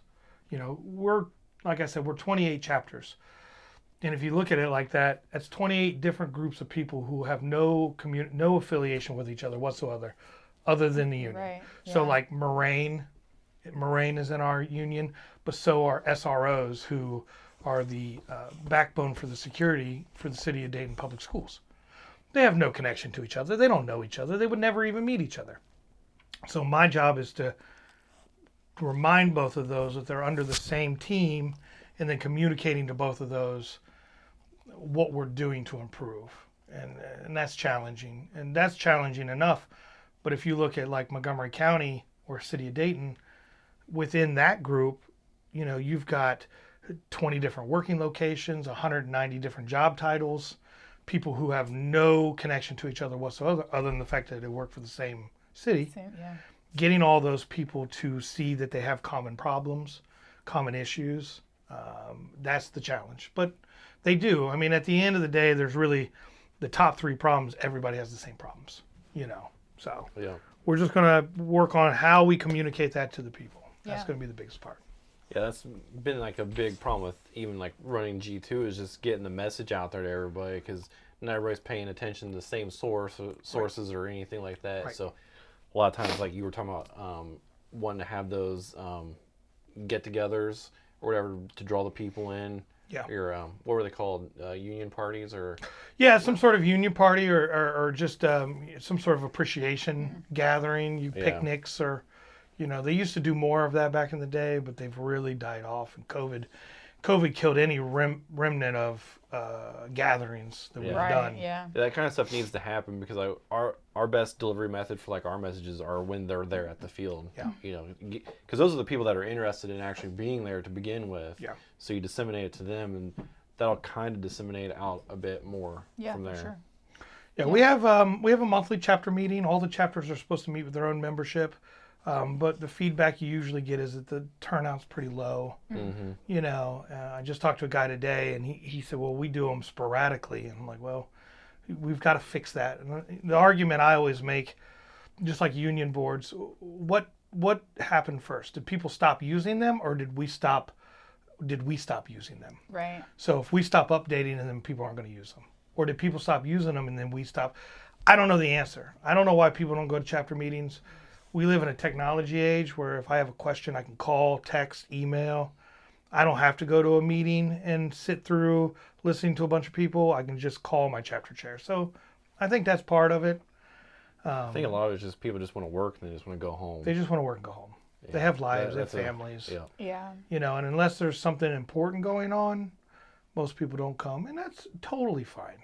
Oh yeah, absolutely. You gotta be, we'll have to respect everyone's time, but at the same time too, it's like, how can we get everyone gathered together to get on the same page so that we know what is the mutual problem so that it can be remedied? Yeah. I think one of our biggest issues with that is that there's this misconception that the union and work time are related, because a lot of people want to do things on work time. And the problem is the jobs have no obligation to let you do union stuff. We just went through this with some voting. They have no obligation to let you do union stuff on their time. Right. So it's a negotiation with them, and it's a relationship you got to build with the groups to get them to understand it's important. So if I threw a party, best would be to have a party on a Wednesday in the middle of the day, and then everybody's at work, just show up. Absolutely. But the cities won't let them do that. So you're going to have it in the evening. You're going to have it on a Saturday. And again, that comes down to people have lives. So, we have to do something. We have to bring back. Janus was a big decision some years ago where union members no longer had to be in a union. If they were working for a union shop, they could opt to not be in the union. Prior to Janus, everybody had to be in. So that was a big blow for unions. And one of the things that I feel like I bring is, so I look at a union membership as not just something that they should have to. They should have to, but I really want to earn their business. Right. And that comes from like selling gym memberships or selling products. We got to earn their business these days. I do their contracts. I do, if guys are making a ton of money and they're in a really good shop, they think we don't need the union. Look how good we're doing. Even though they forget that if they get rid of the union, the shop can just take that stuff away from them. People that are in terrible shops that are struggling, why do we need the union? They're not getting us anything. But what they don't realize is we are fighting every chance we get to get them more. So, nobody's going to give them more if we weren't fighting for it. Otherwise, they would already gave it to them. Right. So, if the best of times, people think, what do I need the union for? And the worst of times, people are like, why am I in a union? But the truth is, the cities will take that away from them as fast as they can when they hit hard times. And we'll stop them the best we can. And on the other end of it, we will continue to fight to get them more than what they were going to get without us. So there's a pro and con. Like I said, prior to this, I was never active, but I've come to learn the value. So that's what I'm doing. So Yeah, and it's because you benefited quite a bit from it. hugely. So you see the importance in it, and you got to get the other people to see that too, or get stuff in there that they can benefit from, even if it's at like no extra cost, to you guys, to the union. Listen, I saved $5 at Roosters the other day, just for being a union member. They got Heck a yeah. little union wear app, and our Union Plus app, and I pull it up, and it gives me all kinds of discounts. There you go. You know, so if people are worried about their union dues being too expensive, take advantage of all the free opportunities. Take advantage of the discount cell phone bills and home loans, free colleges. I mean, Well, I think too is like even with any gym membership, just going off on the cuff here. There's sometimes you don't know what benefits you have. Right. You just kind of sign up, sign the contract, and you just go up, you use the treadmill, blah, blah. But maybe that's the same thing with the union. They don't understand all the benefits they truly have. It's a big and problem. you being able to be there, you're going to relay the communication to them. And you'd be like, hey, there are these added benefits. So, I mean, I just think maybe there was just a lack of communication. And, I mean, you're going to hit that out of the ballpark. Yeah. So, I mean, of course. and that's going to make a big difference. It's always the little things that add up to the big things. Right. It's the big things that everyone's like, oh, this is a catastrophe. But really, it's not. It's like, and I think that's at any professional place. It's the little things that add up for the employees to get really irritated. Yeah. It's like you just gotta listen to them, and if there's a common theme, then you gotta fix the common theme. Well, old leadership was pre-Janus, and that's their mentality. They were a steward of the money. They were, they just steered the ship. Membership was automatic. They didn't have to worry about that stuff. We have to transition our mindset. I know that we feel you should join because, but at the same time, we have to realize that that's not always the case. We have to, you guys run the G2. You've had to spend money to make money. Oh, yeah. Absolutely. Oh, yeah. Yeah, and you have to. So that's where we're at now too. You're gonna have to spend some money in order to earn these people to come back on board or to stay on board. And it's just what it is. Yeah. So Ready for number 7? no, not at all, not at all. Let's talk more Do you about. have any more to say? Come Luke? on, let's keep talking. This is- I'll give you day by day for the last 3 years if you want. Okay. God, Jesus. Oh, you put on a what? I don't know what he's thinking. I put on a dab, and then I shake it off. I'd cover it in it if I could. Habanero X Hot. Okay, here we go. Get your guys' reactions first. Oh, gee, that's too much. Can I put it back in the bottle?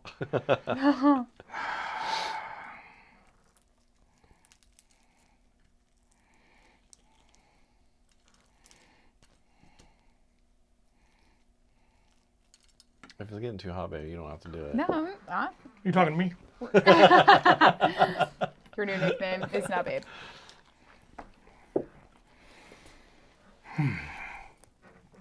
All right.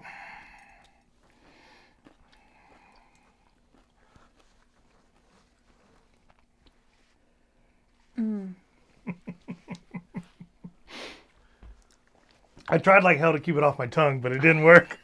I think I made it worse. Oh, now it's on my lip. Oh gosh.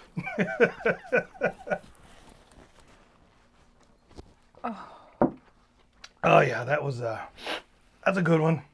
Oh yeah, I love the flavor. What's that flavor? Numbing? Is Inferno. that where I can't taste the chicken anymore? I don't really taste it. Oh my God, you're broken. What'd they feed you in the military? Anything and Yeah, everything. that's the problem. Ooh.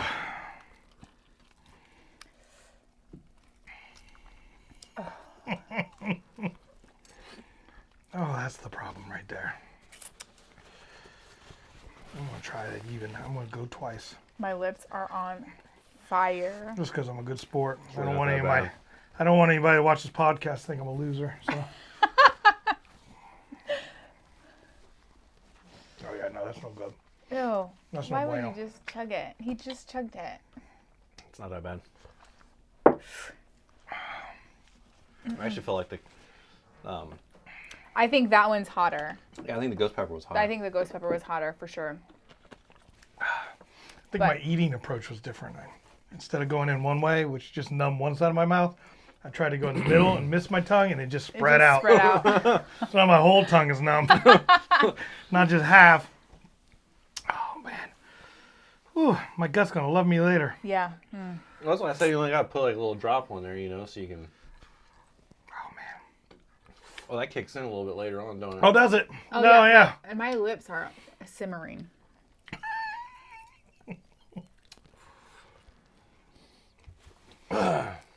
All right, what do you got for me? All right. So since you've been living on the outside for a while, what do you envision for G2's future? Like things that you've seen us do, the path that you kind of see that we're headed down, things that you might have do differently to get on a different course or whatever. So I know you've been paying attention, like you thumbs up some stuff we do and whatnot. So I'll breach. Somebody's gonna have this question, so let me go ahead and answer this question. So it was about midway. Oh, I don't even know if it was midway. I would say end of Battlegrounds, Dayton, close to 3/4 To what? when I stopped playing. Yeah, it might have. Because you were already looking at the Huber property, right? Yeah. You were already looking at the Huber property. So I had No. So we had Battlegrounds. Then we had no field for like a year. We did events at Yeah, we were traveling. We went to Pike, Pike County. and Fallen Warrior, I think, for like a year and a half. Year. It was at least a year. Oh, I didn't know that. Yeah. Oh, okay. And then we got the other place. 'Cause I thought you were there till then, at almost the very end of. While I was still there, you were looking at the Huber property. So I don't know if you looked at that before we lost Battlegrounds or after. That was after. Okay, well then my chronograph, what is it? My timelines are a little off, but that's Yeah. okay. That's normal for me. I'm bad with names, and timelines are sometimes sketchy. But so my workload with work, which I know we're all busy, but my workload with work, and then I had the new relationship that I was fostering, just really started consuming all my time. And I remember having a conversation at one point where I basically said, beyond the Battlegrounds, I do not have the energy or the time to start something new. Yeah. I just did not. And so I was I was attempting to transition out smoothly, but I did a fucking terrible job of, by the way, but we won't talk about that. But I was attempting to just transition out smoothly, and apparently I fucked that all up. So that was about when I stopped playing Airsoft. I got shot in the tooth. And that was about the same time that I stopped being involved in the G2 stuff as well. I don't know what I was doing at work. I mean, I think I was working. You were working a lot of hours. You were doing some kind of training. I forget what it was. Yeah, you were taking classes. I was doing a lot. You were doing a lot. Yeah. So I got into, I was putting in 90 hours a week at work with overtime. Well, then I had 2 jobs for a long time, too. I was working. Yeah. So it just all became too much. And even Battlegrounds was like, it was a lot for like on time restriction. And again, it is for everybody, so I'm not unique. But it was a lot of time and energy for that. And then, I was trying to get Angela more involved in it, but she also had her own things going. And, my wife, I love her, but to be fair, the only way I ended up with her is because I came on strong and then I shunned her, and it made her, she couldn't resist. I basically just just turned her down a few times for hanging out and stuff, and she was hooked.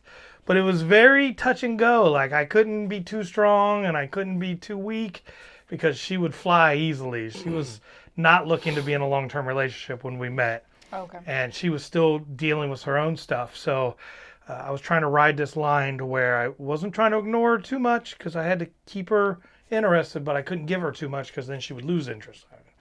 But we laugh about it now, so she can watch this and not be mad at me. Hopefully. And I didn't throw away your ceramic pots either today. Just so you know. So I was trying to balance all of that. I can just see the comments on the video now. I was Team trying Angela. to balance all this stuff, and then I knew that G2 ended, or we were ending the Battlegrounds, and it was just like the idea of the amount of work and effort, and you guys know, that was going to go into starting again. I felt like that was a great transition time. Again, I did like shit, but that was my mentalness was it. Not to completely be uninvolved, but that's just the way it divulged out into not being involved. But I will say, your social media presence always kept me in the loop. Yeah. So I followed the Instagram, no, not Instagram, Discord, Facebook. You know, so I always followed along. I always liked and shared stuff because I mean, again, you know, if we don't support our friends, like we're guys, so we cannot be friends for 20 years and then see each other and be friends. Yeah, because we understand we get busy. We're trying to work on stuff and accomplish things, and life can get in the way. It doesn't mean you stop being friends, though. Right. Yeah. So that's why, you know, but you still gotta, the ones that don't support you is your friends. It seems like so often, like they're the ones that don't support your business when you're trying to get it up and running. So even though I wasn't around, it was still important to just keep on sharing and following and liking, you know, just for the algorithm alone. But I reach out. Look, I still get calls from people because I share that stuff who thinks that I'm part. And they're like, we're going to be there this weekend. I'm like, great. It's going to be great. I'm not going to be there, but it's going to be awesome. You know, you have fun. You know, I had a bunch of guys from Sydney and stuff that came down and asked me a ton of questions. And my old roommate, Mike, wanted to go play and stuff like that. But so where, I mean, you guys have come so far. You know. We've done a lot the past 2 years. You've done was a it lot. like year and a half, 2 years? Or 2.5 years almost now. Yeah. You know, from what you're telling me, can I talk about the stuff you were telling me with the indoor stuff? Or Not yet. okay, so I mean, I know that there's a huge community of indoor, which I think there's another gentleman who's doing a really good job at growing that excitement and growing that membership, which is great for everybody. Yeah, MK Airsoft. MK obviously. Airsoft, you know, which is and he's been doing it for a long time. Yeah, so I think him and his group, they're the oldest airsoft group, I think, in Ohio. Okay. And he started doing his indoor stuff, I believe, during COVID. Yeah, he had those ugly green overalls all the time. I would see his pictures of him, but his whole team was green overalls, which is fine. But I always made fun of them. But they would come with vehicles. Yep. Yeah, they would always come with vehicles. They were always the I think it was called SRT at the time. SRT. Yep, they were in. Last time we played in Wisconsin, they were there. Well, last time I played in Wisconsin, they were there. Yeah, they brought the vehicle, if I remember correctly. Which was super cool. So they're doing a great job. But as far as you guys go, I mean, you have the property, which is probably one of the hardest parts, right? Yeah. Finding the right location. Yeah. You get no pushback out there. You know, No. you guys built a facility for selling goods. Yeah, I think our biggest problem though is like we're not next to like a major city where we can have Right. We're off the beaten easy path. drivable for a lot Right. of people. Yeah, Right. so people really have to kind of go out of their way to get there. But I mean, we're gonna try to entice those people to come out of the way because we have such a big facility, and the more people we can get, the more more enjoyable it's going to be. If we can get, I remember before we switched to all every weekend, we would have like 100 people come out, averaging I think 80 people a weekend. I think at the time. Yeah, close to that for sure. Yeah, and like those were some of the best days because you would literally have like large forces on each side going at it and stuff. Yes. And with 180 acres, you get only a group of 40 out there. You guys may not see each other all day. No, you're going to walk for 12 miles to go around the backside, and by the time you find them, you're going to be exhausted. Yeah. And you're not going to want to play. Yeah. Is it lunchtime yet? I mean, it really was terrible. Yeah. So, you guys, do you scale it down to a manageable area when you have smaller numbers? Yeah, so we have the 7 different sectors out Okay. there, and whenever, like, if we get a large enough group, we'll open up to like half a field. When it's smaller, we'll do like 1 section at a time, or sometimes 2 sections, or however, just kind of mix it up so it doesn't get stale. And a lot of people like the far side, but it takes so long to walk there Yeah. that it can take a bit to get them started. Yeah, that far side is really cool. I mean, I've never played on the field myself, but I walked it and I'm like, dang, this would be a really cool location because it's flatter. Yeah. Well, I mean, it has one big And mount, there's one big hill in one it. big hill. But like they got the Russian base that's already up there. Mm-hmm. They got the creek that runs through there, and what was that District 7 it's just a beautiful place. Like Yeah. it's not like a huge dense woods right there, so it's like very well spread out and stuff. So makes for a good playing field. Yeah, I agree. Where's that? Is that the bottom level where it flattens out, or is there So another? where it goes down and flattens out, it'd be to the right hand side where Okay. that woods is. All right, very cool. Yeah, I have been. So I will say this. So field aside, the brand has become synonymous for airsoft in Ohio. I agree. And maybe I live in a bubble, and I don't think I do. But when I read, if I'm just on any other random post reading about airsoft, G2's mentioned. Yeah, You know, that's true. G2's mentioned just about everywhere I look when it comes to airsoft in Ohio. Now, I don't know if there are other big airsoft companies in Ohio, but G2 seems to be one of the leaders within this region, at least. Kind of seems that way. It seems like that. I know. Like a lot of times when we would go out to either other fields or main events and stuff like that, people were identifying us like, "Oh, there's G2. You know, they're doing this and that, whatever," which is really great. I think we've been working really hard. You know, since Devil Playground and stuff. You know, when we used to go there, we'd always try to Yep. change people's opinions about stuff, whatever coming out, trying to give them a little extra or whatever. So I think we've been a net positive for the community. Yeah, I agree. And I think anytime that we've ever messed up, I mean, again, we're humans, we do mess up, and I think Darren and I have very good moral backing. And anytime we feel that we've wronged, we always try to make it right. Whether that be we give a free gameplay or we give you a discount in the shop. So yeah, I mean, I think that has created a really good dynamic because it's about the community. Yeah, airsoft's it's fun, it's cool, the gear's neat, and things like that. But at the end of the day, I mean, we're just in it for the people. Like, how can we impact the community? How can we make it better on a people level, not just business. Obviously, it's business, and we want it to be successful. But yeah, it's not about the money. It's not about the success in the the money aspect. It's the success of the community. Yeah, and this year, I would like to say that it was the first year that we've not had to pitch in money, but we've had to by a very little bit Very amount. little. Yeah. But that's just because I was trying to get us to expand our shop quicker to be turnkey. So Right. instead of waiting for the funds to come in, we just went ahead and paid for it Yeah. to get it there. And so next year, 100% will be Yeah. G2 will be self-sufficient finally. Absolutely. And I think it's a great feeling actually, not having to spend our own money on it, and we don't even get paid. Yeah, there's we're only- volunteers. There's only two people that get paid on the team right now, and that's both of the techs. Based on the amount of labor they do, they get a portion of that.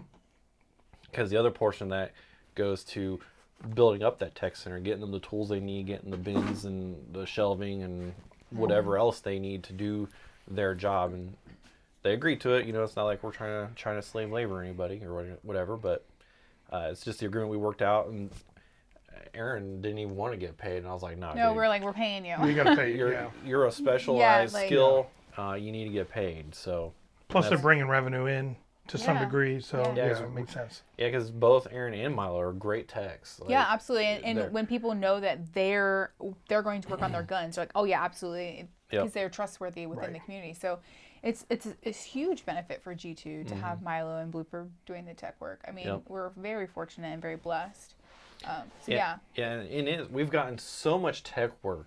It's become almost unbearable to do. Like, yeah, 'cause, such a like, good problem to have. We have like 10 bins, and they're filled up every weekend. We're, so like we're trying to get some more people skilled in it and trained on it and stuff. Like I've been trying to get more into it as well because I used to like teching on some guns, and then I got away from it because I do all the business stuff and blah blah blah, and all the building and organizing blah blah. But then now I'm getting more time. I can try to help out with that. So because it's every time you come in, you want to the guys want to come in and play because a lot of them are voluntary as well. Right. But then there's always that work that needs to be done that we've agreed to do. So if we can help lessen that load on them, the better. Yeah. It makes it more tolerable for them to do. I think you mentioned earlier getting back out into going to events. Mm-hmm. I think that is a great way to get that G2 name back out there. Yeah. People Yeah, see it. I agree. You're very logo based. I mean, you've always had a knack for making sure that everything's got a logo on it. I mean, you sell yourself. You're your own product. Yeah. Mm-hmm. You know, so you get out there and you get the name out there. And you guys don't do any sponsors. You guys do sponsorships. You guys and any sponsors? We've not been in the position to be able to. Okay. Because that requires the money and stuff. And like with that field being so large and the cost of wood being so high, well, we've not been able to like do anything outside of just focus on. But does anybody getting the- sponsor you, like any airsoft companies or, you know? So I think that's a huge missed opportunity for them. That's what we're going to do this year. Is 2025 is all about advertising. And But stuff they'll like see you out at these big events, and they'll see your shirts, and you'll start Yeah, they carrying want a to name. tag along with that for sure. Yeah, I mean, yeah, absolutely. that. Because Yeah, we talked about like amps maybe coming out, hmm sponsoring stuff or whatever. But they basically said like you have to have like 200 people out at an event for them to consider showing up. to show, to even show up. I can only agree with that because I bet you they are busy. Sure. Everybody's Oh, looking yeah. for amps to come Sure, out. sure. Everybody's looking for Evite to come out. Everybody's looking, for these other brands to come out and sell their stuff or whatever to draw in more crowds. But they need to make sure that it's worth their Yeah, time. it needs to benefit. It has to benefit them as well, for Yeah. sure. Yeah, I mean, it's just business. Mm-hmm. But that makes sense. Yeah. That makes sense. So I mean, if you get back out there and you start traveling a little bit and finding the time for that, I think that will be a huge boost for you guys. But locally, just keep doing what you're doing. I mean, I'm assuming year after year, like you said, you're seeing more revenue. You're seeing, and the sport. I don't think the sport's going anywhere. It hasn't went anywhere in a long time. No, It evolves. Yeah, the numbers have kind of gone down a little bit though, but I think it's because of the economy. A lot of Yeah. people are feeling the screws kind of tighten a bit and stuff. Even indoor, I was talking with Gabe from MK about it, and he said he's talked to other field owners too, and they're all feeling it across the board. So it's nothing that we've been doing. Like I kind of thought it was. I was like, man, are we like screwing up? I know, or- but I kept telling him, like, it's not us. And I mean, not that we don't have to do some self-reflecting. Of course I did. But I mean, we sympathize with it as well. I mean, we've all felt the economy impact. So I mean, we're super sensitive to it as well. So, and we don't take it personal. If you can't afford to come out, please don't do it. I mean, don't Yeah. go broke to do the sport. But if you have the money to just come hang out, you absolutely Even just if you come just hang out want with to the come community. hang out, just come hang out. Yeah. You don't have to Listen, go don't play. worry about it. Go broke. Borrow your parents' money. All right, listen, take some money out of your parents. Come on down, spend it. Steal Don't their worry credit about it. They cards. don't care. They want you to be happy. Sorry. Yeah. Yeah, but no, I mean, like, we just totally, we totally see, how the economy is. I mean, things have totally shifted. But I think with us being in airsoft for as long as we have, I mean, it has just shifted so many times. I mean, the average lifespan of an airsofter is about 2 years. So, I mean, you get used to these people for 2 years, and then, you're constantly getting in these new people all the time. So you're learning new dynamics within the airsoft community. And, it's just very, very diverse. And we just have to be sensitive to, the outside source of the income. If there's no income, don't come. Like, still come hang out. We miss you. We want you to, still hang out and be part of the community, because that is the important part. It's building the community. It's building those friendships. I can't tell you how many times people would come to the airsoft field by themselves, come in, they're like so nervous, and I'm like, oh no, give it 10 minutes. You're going to have 5 new friends. And they do. And they literally have become lifelong friends. And that is the important part. That is what excites me. And I know that it excites Darren too. I mean, it's so cool to see. And, it happened at our field. Like, I just think that's so cool.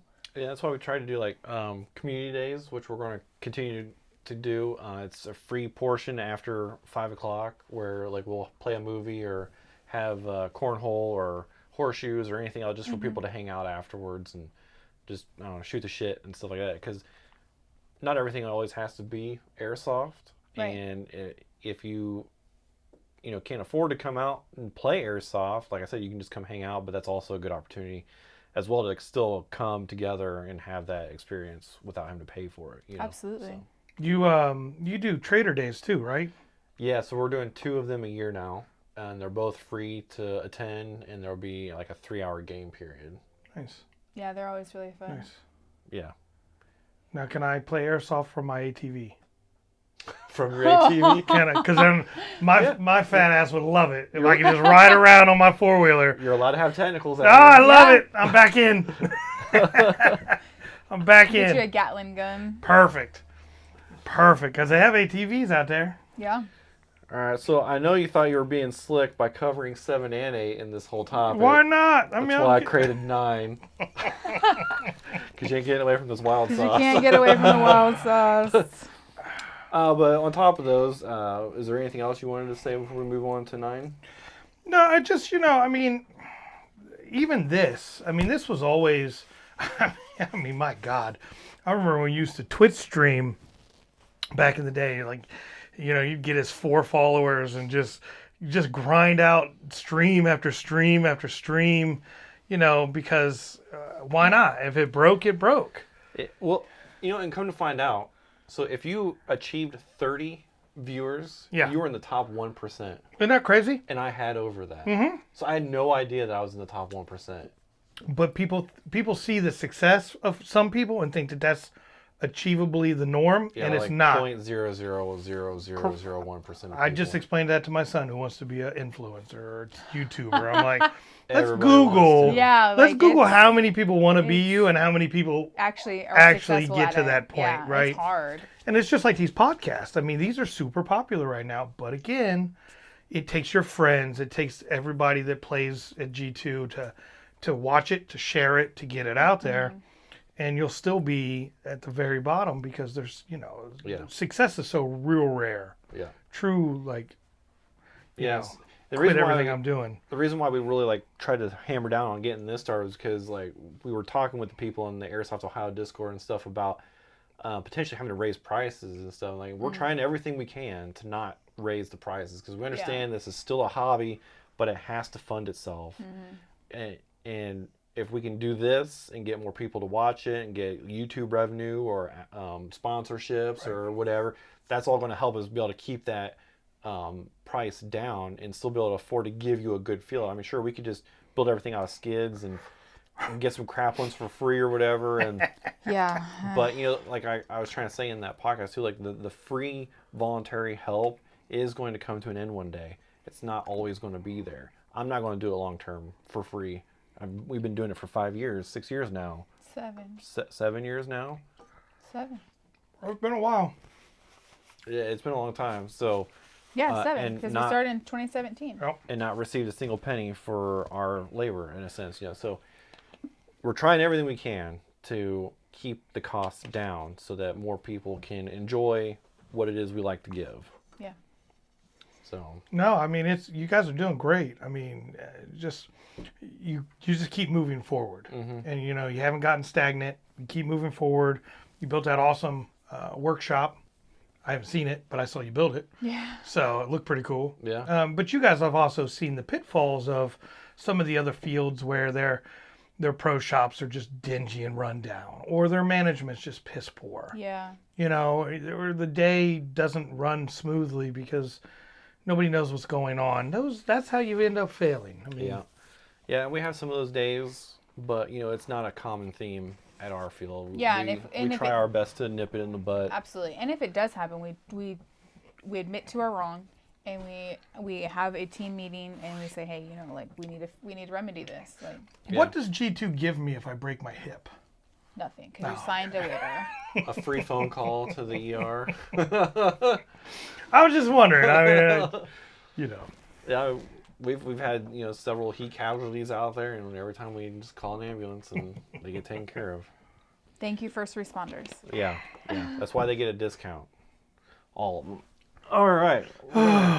On to question 9, since we covered 7 and 8. Hope I don't have to speak during this question. Yeah, this is a mute one. Yeah, right? this one was pretty much all you, buddy. Damn it. This is not going to be pretty. So unfortunately, B-Dubs apparently doesn't sell their blazing socks. No, unfortunately. I told him just to get a little Breaks my little heart. container of it. Well, I was going to, but I wasn't sure how well you guys would make it through this. And I know I struggled with blazing, so We're at least back it. champions. Yeah, I'm on it. This is nothing. Champions. Like, come on. This is nothing. Well, I thought you were going to challenge me. Yeah, come on now. Well, this is a little thicker too. That sticks better. It sticks to your tongue. Oh, it's gonna stick all the way down. Oh, hi there, puppy. I have goosebumps just You did better than me. Look at me. I'm Just thinking about half- it. thinking about it. Oh gosh. You do. I do. I wasn't lying. Goosebumps in anticipation. God. So we're not sponsored by anybody at all. Not B-Dubs. But not if you these want to people. sponsor us, reach out. Please, And, beat us. We're always here. And the wings, these are probably some of the best wings I've ever had. I don't know, they're pretty good. They're right? very good. They're Do you so guys make good. these yourself? Or? No, it's JJ's Lunchbox. JJ's Lunchbox. Oh, yeah, in Troy. JJ's. Yeah, we got JJ's has just expanded to Tip City. Oh, yeah. So, fun fact, side story, JJ sponsored my baseball team when I was coaching. Oh. I didn't know them. They just, it was rec league stuff. But JJ's, we had JJ's shirts, and then they have the Troy store, right? Mm-hmm. And then they just bought DJ's Pizza Alley in Tip, Okay. who had been there since my grandparents were kids. I mean, and now it's called Red Devil's Pizza, I believe. Yeah. Or Red Oh, I heard about Yeah. that. So very, very good. Very, very good stuff.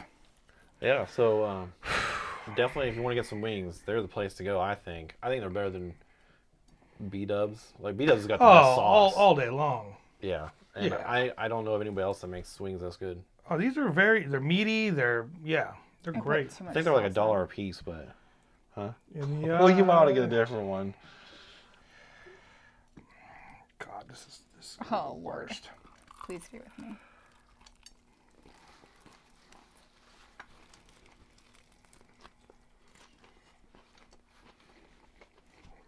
Why can I not just swallow without chewing? I mean, you can, but you might need the Heimlich. Oh boy. I'll get a little bit more. I don't think I put enough on because I didn't. No, you gotta load it up. Get it on there. Oh, damn.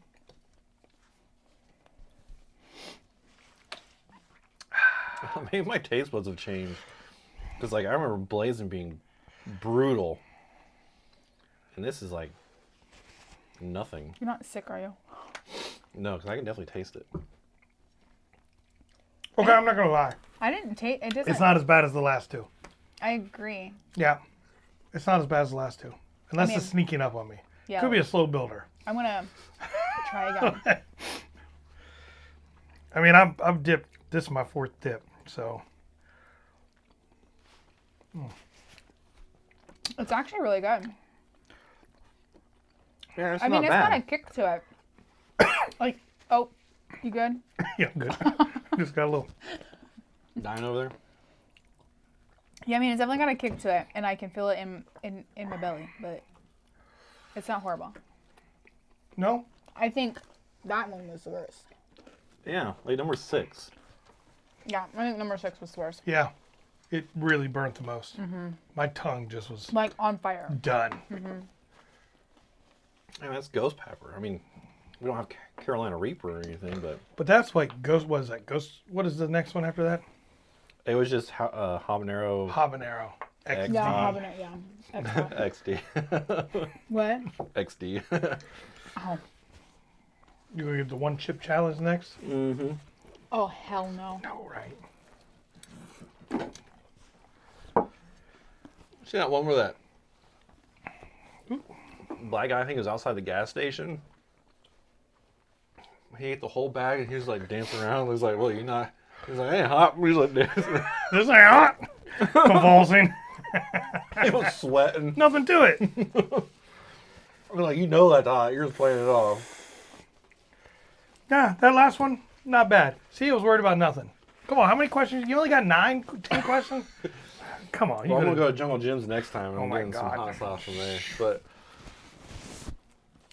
I'll this way, observe. it's really hot. I'll just be observing. Oh, well, I was nervous. I think I was more nervous about that than I was this actual podcast talking. I was more nervous about being on camera sweating my face off. Yeah, I don't ever eat. I mean, mild is about as high as I go at Same. B-dubs, you know. Same. Carolina Gold. I think even sometimes what's that one Parmesan one? Like even that's got a kick to it. Well, I'm telling you what. I'm like, oh, Yeah, this one's definitely hotter. oh for sure. Go with ghost pepper. Yeah. All right. So, question 9. Have you completely retired from airsoft, or could you see yourself going back to the field? So I still have all my stuff. Everything. Every patch, every outfit, every gun. I ain't sold a thing. So people try to buy some stuff off of me, but honestly, I never, it's just like paintball. You know, I didn't play paintball for a long time, and then I got back into it. You know, so I 100% would imagine that I would have got back into it. And honestly, if my son was here more, we would have definitely played more. But, you know, he's traveling back and forth, so Right. it's but yeah, no, especially, I mean, look, like I said, yeah, there you go. That one's kicking in. There you go. That ghost pepper. I feel like someone cut my tongue off. Yeah. I love the idea of just traveling. So that's something I almost just did on my own, which again, you know, wouldn't be as fun by yourself, but just to travel to an event, Texas or South Carolina or wherever, yeah. you know, to go do stuff. That would have been great. So 100%. I mean, I actually got back into paintball, played a couple times this year. And then, but I kept it all just in case, you know, just in case I wanted to get out there and play. You know, I was waiting for your field to actually be worth a shit. No, I'm just kidding. Right now, I just go to I-70 where I have to play on a half an acre. Where you say go and I shoot 300 feet past the guy on the other side of the field. But, you know, hey, whatever. But no, yeah, absolutely. I mean, you know, it's kind of like that trigger switch. Like, why haven't you? I don't know. You just, every weekend comes and goes, and you You're have busy other with stuff stuff. go. Yeah. You're doing stuff. Mm-hmm. My wife art may to own a play. business, but trust me, I'm 100% have to go get her food every Saturday. I have to make 3 trips to the shop every Saturday. I we forgot our money box, or she needs food. So I don't really get much time. So I'm just gonna have to make time. So like, I think you guys are gonna be open on the 4th. Yep. So I'm definitely gonna be there. Yeah. I think that's a Saturday, right? So Yeah, it'll be a she'll have her Saturday. shop. So I'll make sure I pack her a lunch, Yes. so I don't have to. We need to make sure Angela's well taken care of. Yes, I have to pack her a lunch because she won't eat before she goes. So she gets out 4 hours early. She'll still be getting ready. You know, 10 minutes before she's supposed to leave. So I will pack her lunch. So yeah, absolutely. I mean, I actually lost a little bit of weight, believe it or not. So I think physically I'm probably in better shape now than I was. You know, I'm down to almost 230, where before we were playing I was in the 250s. You know, and you get running around the woods and up and down these hills, and Especially at that weight. Yeah, you know, it's hard. it wears you out. Yeah. You know. Plus, I was probably, I think, one of the oldest people on the team. So, Yeah. Yeah. you know, that made for its own challenges. So, I mean, yeah. we're all the older of the team. Yeah. All 3 of us were. Yeah. So, but yeah, 100%. I mean, it's a fun sport. Now, I think I'm going to transition a little bit. I'll probably wear more of a full mask. Oh, okay. I don't I wanna- was Oh. worried about where you were going to go. No, with no, that. no. I want to transition. You shoot women just as much as you shoot men, so it wouldn't do me any advantages in this sport. But yeah, so I don't lose any more teeth. Yeah, gotta That'd be protect the nice. rest of the grill. But yeah, absolutely. Hey, did you buy a mesh grill after that? Oh, I I had one. remember. Oh yeah, I had one then. Oh. I had a mouth guard. I had a mesh grill. Just didn't wear any of it. Who would have thought? Right. Who would have thought? Yeah, it's definitely rare to get. Yeah. Well, you know, when you're close quarters, you know, you're kind of protecting yourself to Right, some yeah, yeah. degree, but we're just walking through an open field. Yeah. Ting. And I was just talking. So so my mouth was wide open. See what happens to Shocking. your communication skills? I was just blabbing about something probably wasn't important. Gosh, this 12-mile hiking. Like, what's going on? Oh my God. I don't even know where it came from. I think one of our own teammates shot me and I just don't know it. Like, dang it, Luke, shut up. Shut up. So, absolutely. Absolutely. And now, do you still play? I think I played 3 times this past year. Maybe. Maybe. I got a kick-ass MTW though. There you go. I'll have to show it to you when we get done here. I didn't bring it up. It's out in the barn. And I got another AEG replica just like it. In case one fails or something, I got a backup. It's basically the same. You still got the gun you still got the gun we bought you? Yeah, it's out at the field. That's cool. Yeah. That's cool. Yeah. Oh, raining here. Hold on, guys. Nope. It's only my dad. It's not important. He'll be fine. I wouldn't mind playing out in Vegas. They got some really nice fields. We're going out there for SHOT Show to Vegas. What is it? Shot show? Oh, in yeah. January. That'd be fun. Yeah. We went last year. It was pretty great. I remember seeing pictures of that. I mean, I didn't go last year. This will be my first year, but I'm looking really forward to Yeah. it. You went with other people, though, right? Yeah, I brought Marmar and Trippy last time. Right. Because I remember pictures. That looked like fun. Yeah. Yeah, we're going again this year to see if it's...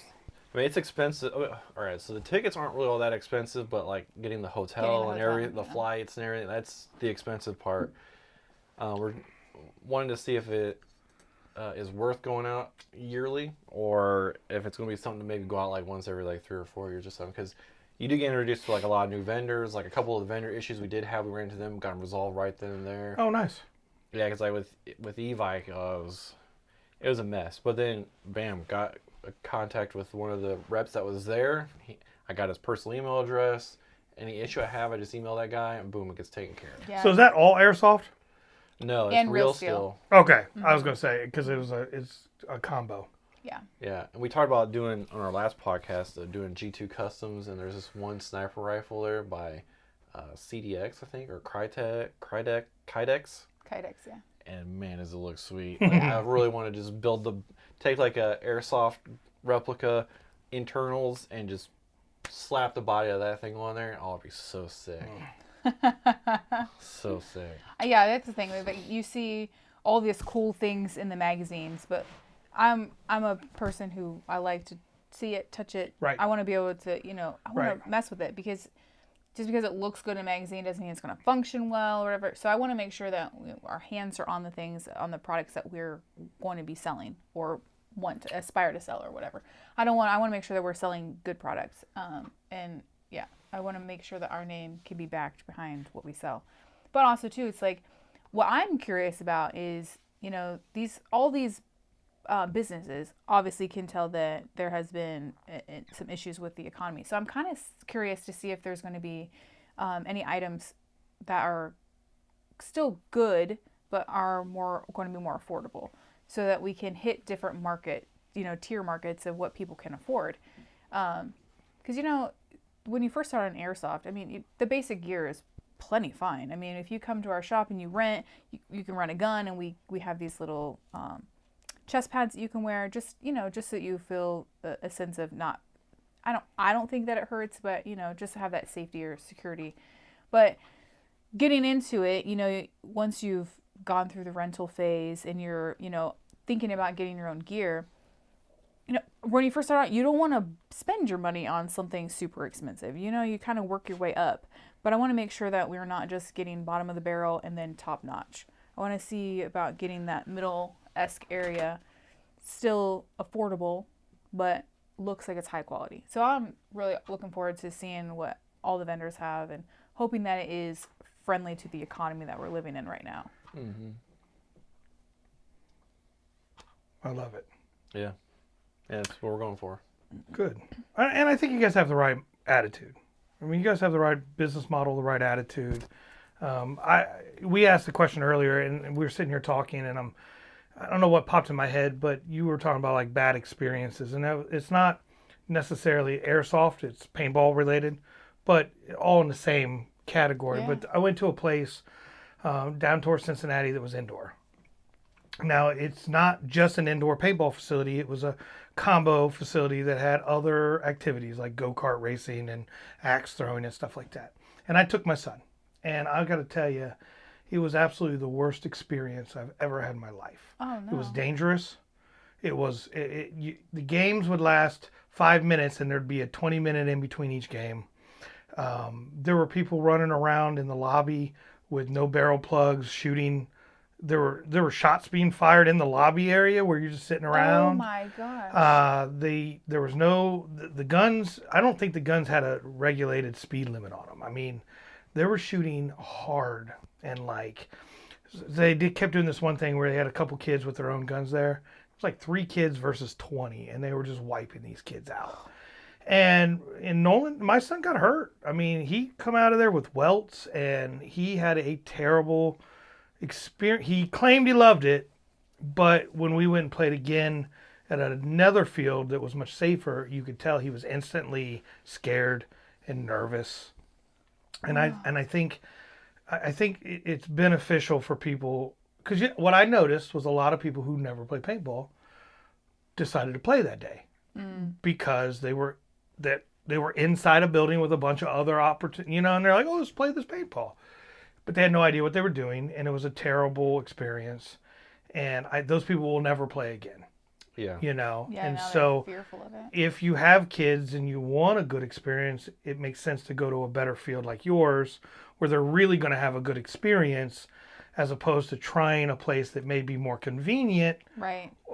maybe in town or closer to you, but they're not going to have the same structure. It's not going to be regulated by management the same way, and they're just not going to have such a good experience. Did they not chrono the guns or the paintball markers? I don't. They did, but I think, I mean, honestly, I think they were shooting 350 indoor, 380. I mean, it was. Yikes. I can't remember exactly, but it was a lot, and I was like, that's a lot. I mean, that's For one indoor. thing to be. And they were outdoor, having but there was not no indoor. there was no space limit. There you could ride up on top of each other. Wow. It was just overall bad experience. And if you're a dad or mom and you want to take your kids for the first time, there are options to go that maybe are closer to you or you've heard of, been around a while.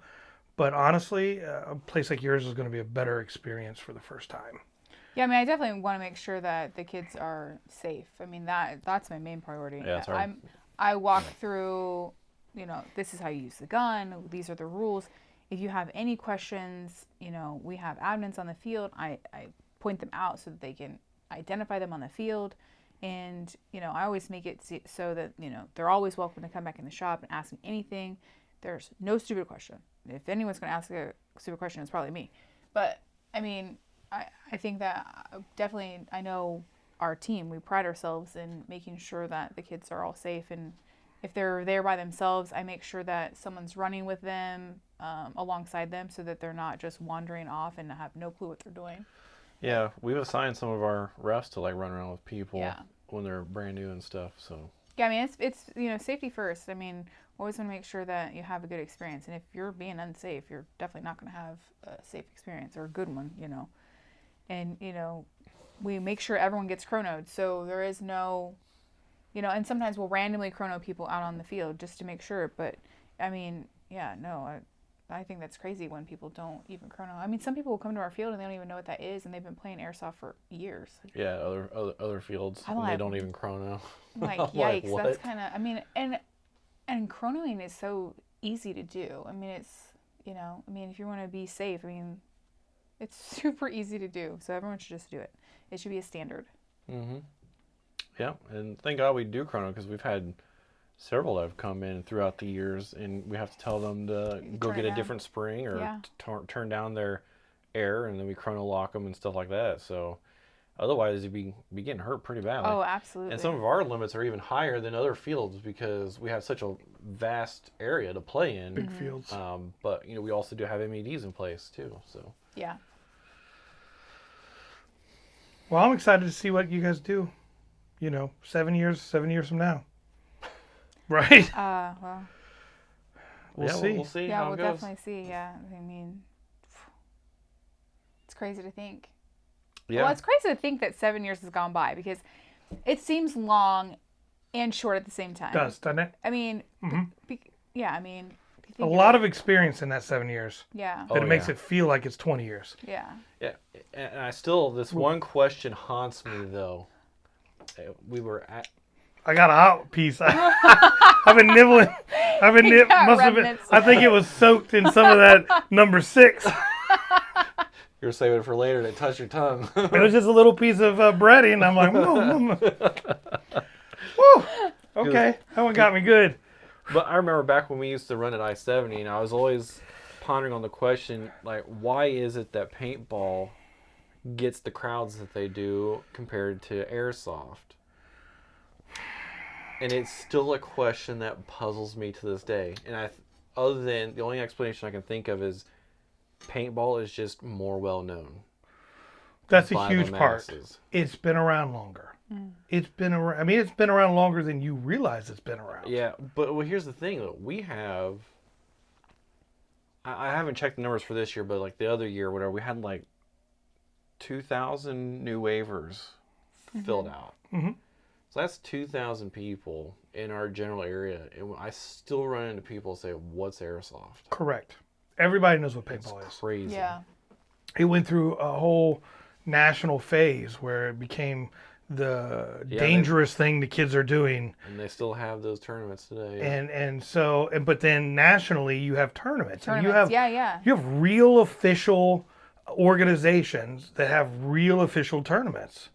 And there's something about seeing a ball splatter on somebody's face that you don't get in airsoft. yeah. You know what I mean? You I mean, don't it's a definite get hit that. marker. It's a definite hit marker.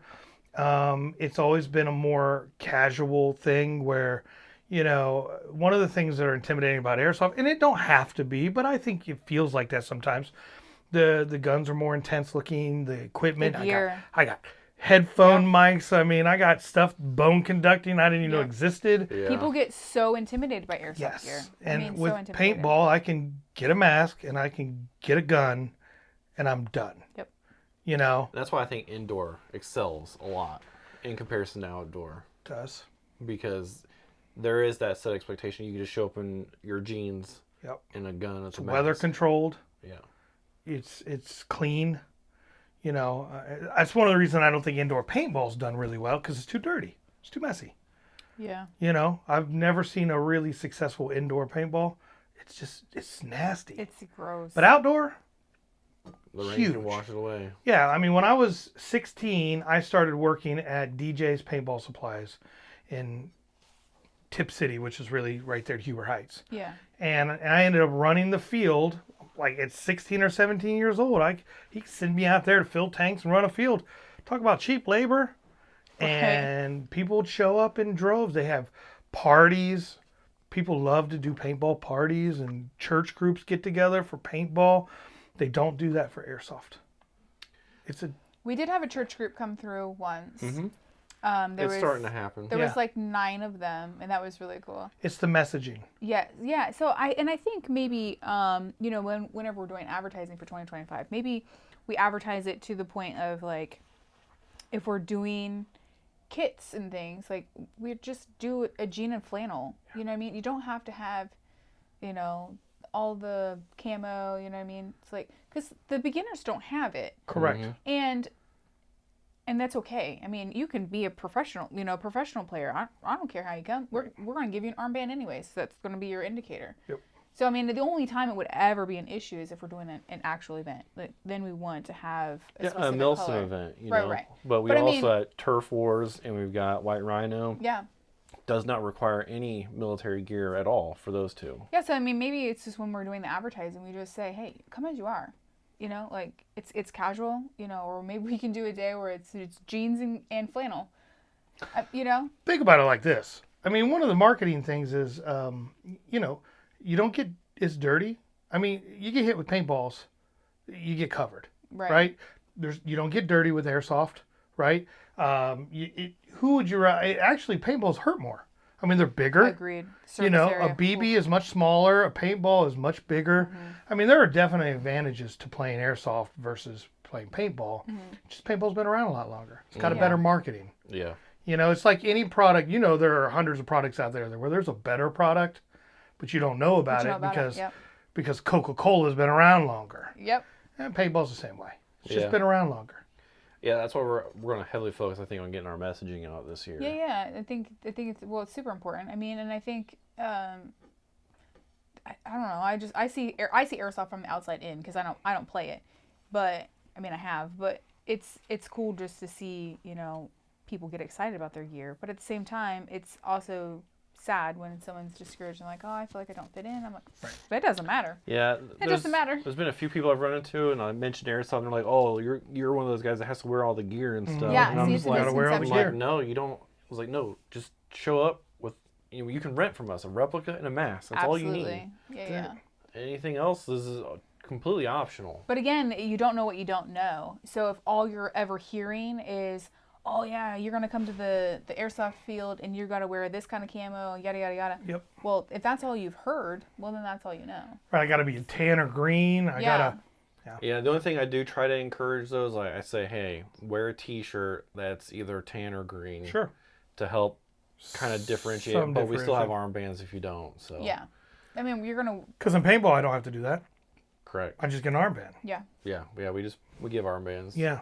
So Regardless. it's just always been like that. But you can change it. But also ask yourself this: just say locally, how many paintball fields over the years has there been compared to airsoft fields? There's and- a ton of airsoft fields. But where? Everybody's backyard. Right, Yeah. right. yeah. Which is hard for a church group to go to somebody's backyard, as opposed to going to Actual establishment. an actual establishment that does group parties, and that's why paintball has always had a leg up.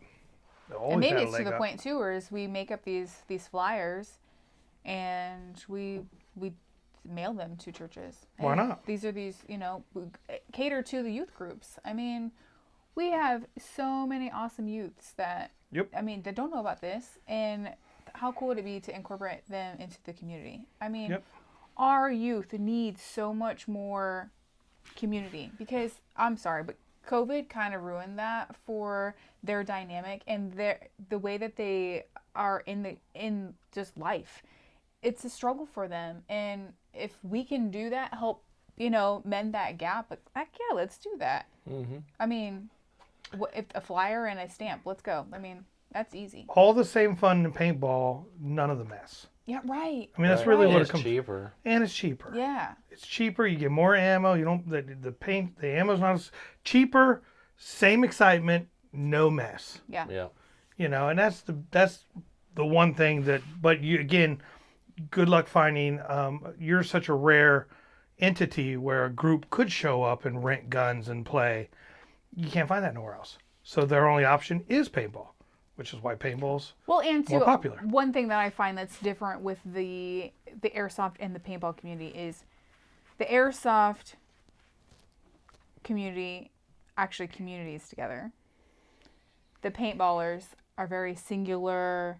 It's very more of a. Yeah, they're very sparse. Mhm. Right? It's- Oh yeah. It's been you crazy don't- trying Yeah, to yeah. find them. Yeah, I mean, because they go there and they're on a mission to just like shoot you with the paint and you're dead, and like move on.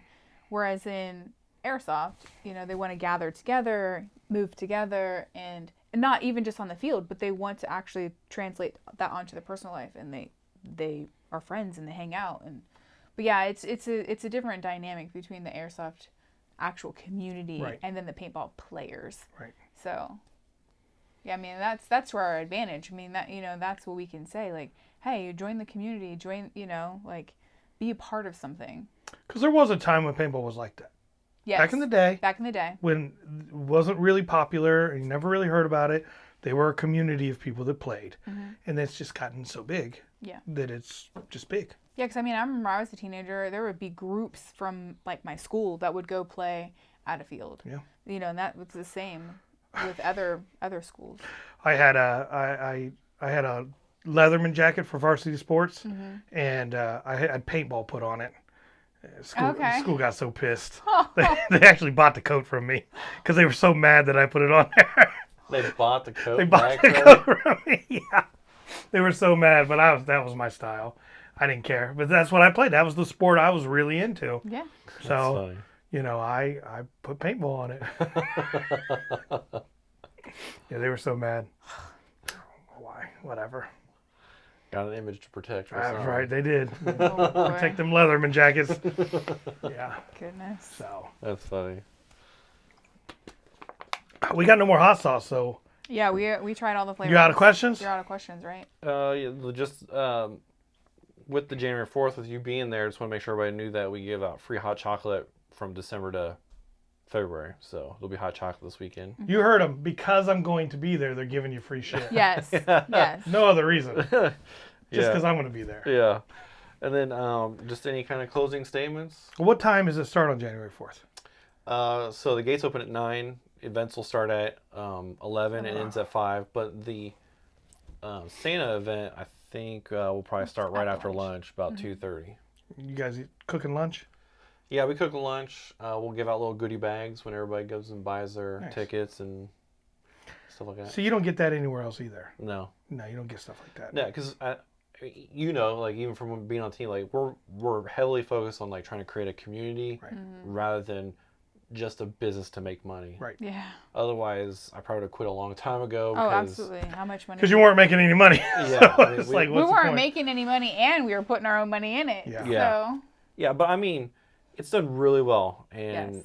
you know, it's provided everything we have out there, that building to everything that's inside the shop. To, I think we're really close to having the tech area done. I gotta put up like a light bulb yeah. and finish out the one, the lights in the one display case. Like that's pretty much it on the inside and the outside. I gotta finish the post for the third canopy, and then some gravel work, and then like that's pretty much set up top, and then it's just building after that, which we put a crap load of buildings over the past 2 years out there. Like the first year we did like 13, and that's including the shop. Okay. And then I think we've done, according to Milo, I can't remember, but he said like he thinks it was like 6. And some of the 3 or 4 of those buildings were massive buildings, like the size of our Sydney home that we had. Oh, wow. Yeah, they're big. 3 of them. Wow. Yeah, because they're supposed to be like kill houses. Like we're doing like a little Middle Eastern thing. It's gonna have a Muslim church in the center, and then a bunch of buildings on the outside. And there's like this like villa thing on the outside of that. It forms like a big L, and it's just a spot where people can kind of like transition from the outside inside. And Super we'll put cool. some buildings along the wood line, stuff like that. Because like remember at Black Ops they had what they call the mine shaft. Mm-hmm. So that was Yeah. a good transition to get in and out of the woods. So we're going to be putting that up too. So, and that's going to cost, I'm thinking, probably like close to $40K in just wood alone. Yeah. You know, it's a lot of money, and so that's why I said we're trying to figure out every avenue we can, like to attract more people to different avenues like the podcast. We did some we're doing some like game streaming a little bit on Thursdays. Just anything and everything. Our G2 custom stuff we're going to start coming out with. I got the ARP9 downstairs that I purchased a bunch of parts for. We're going to go through a whole build. We'll record it and we'll go through modifying that, and we're going to do a Delta Force paint coat on it with our Cerakoting that we do now. So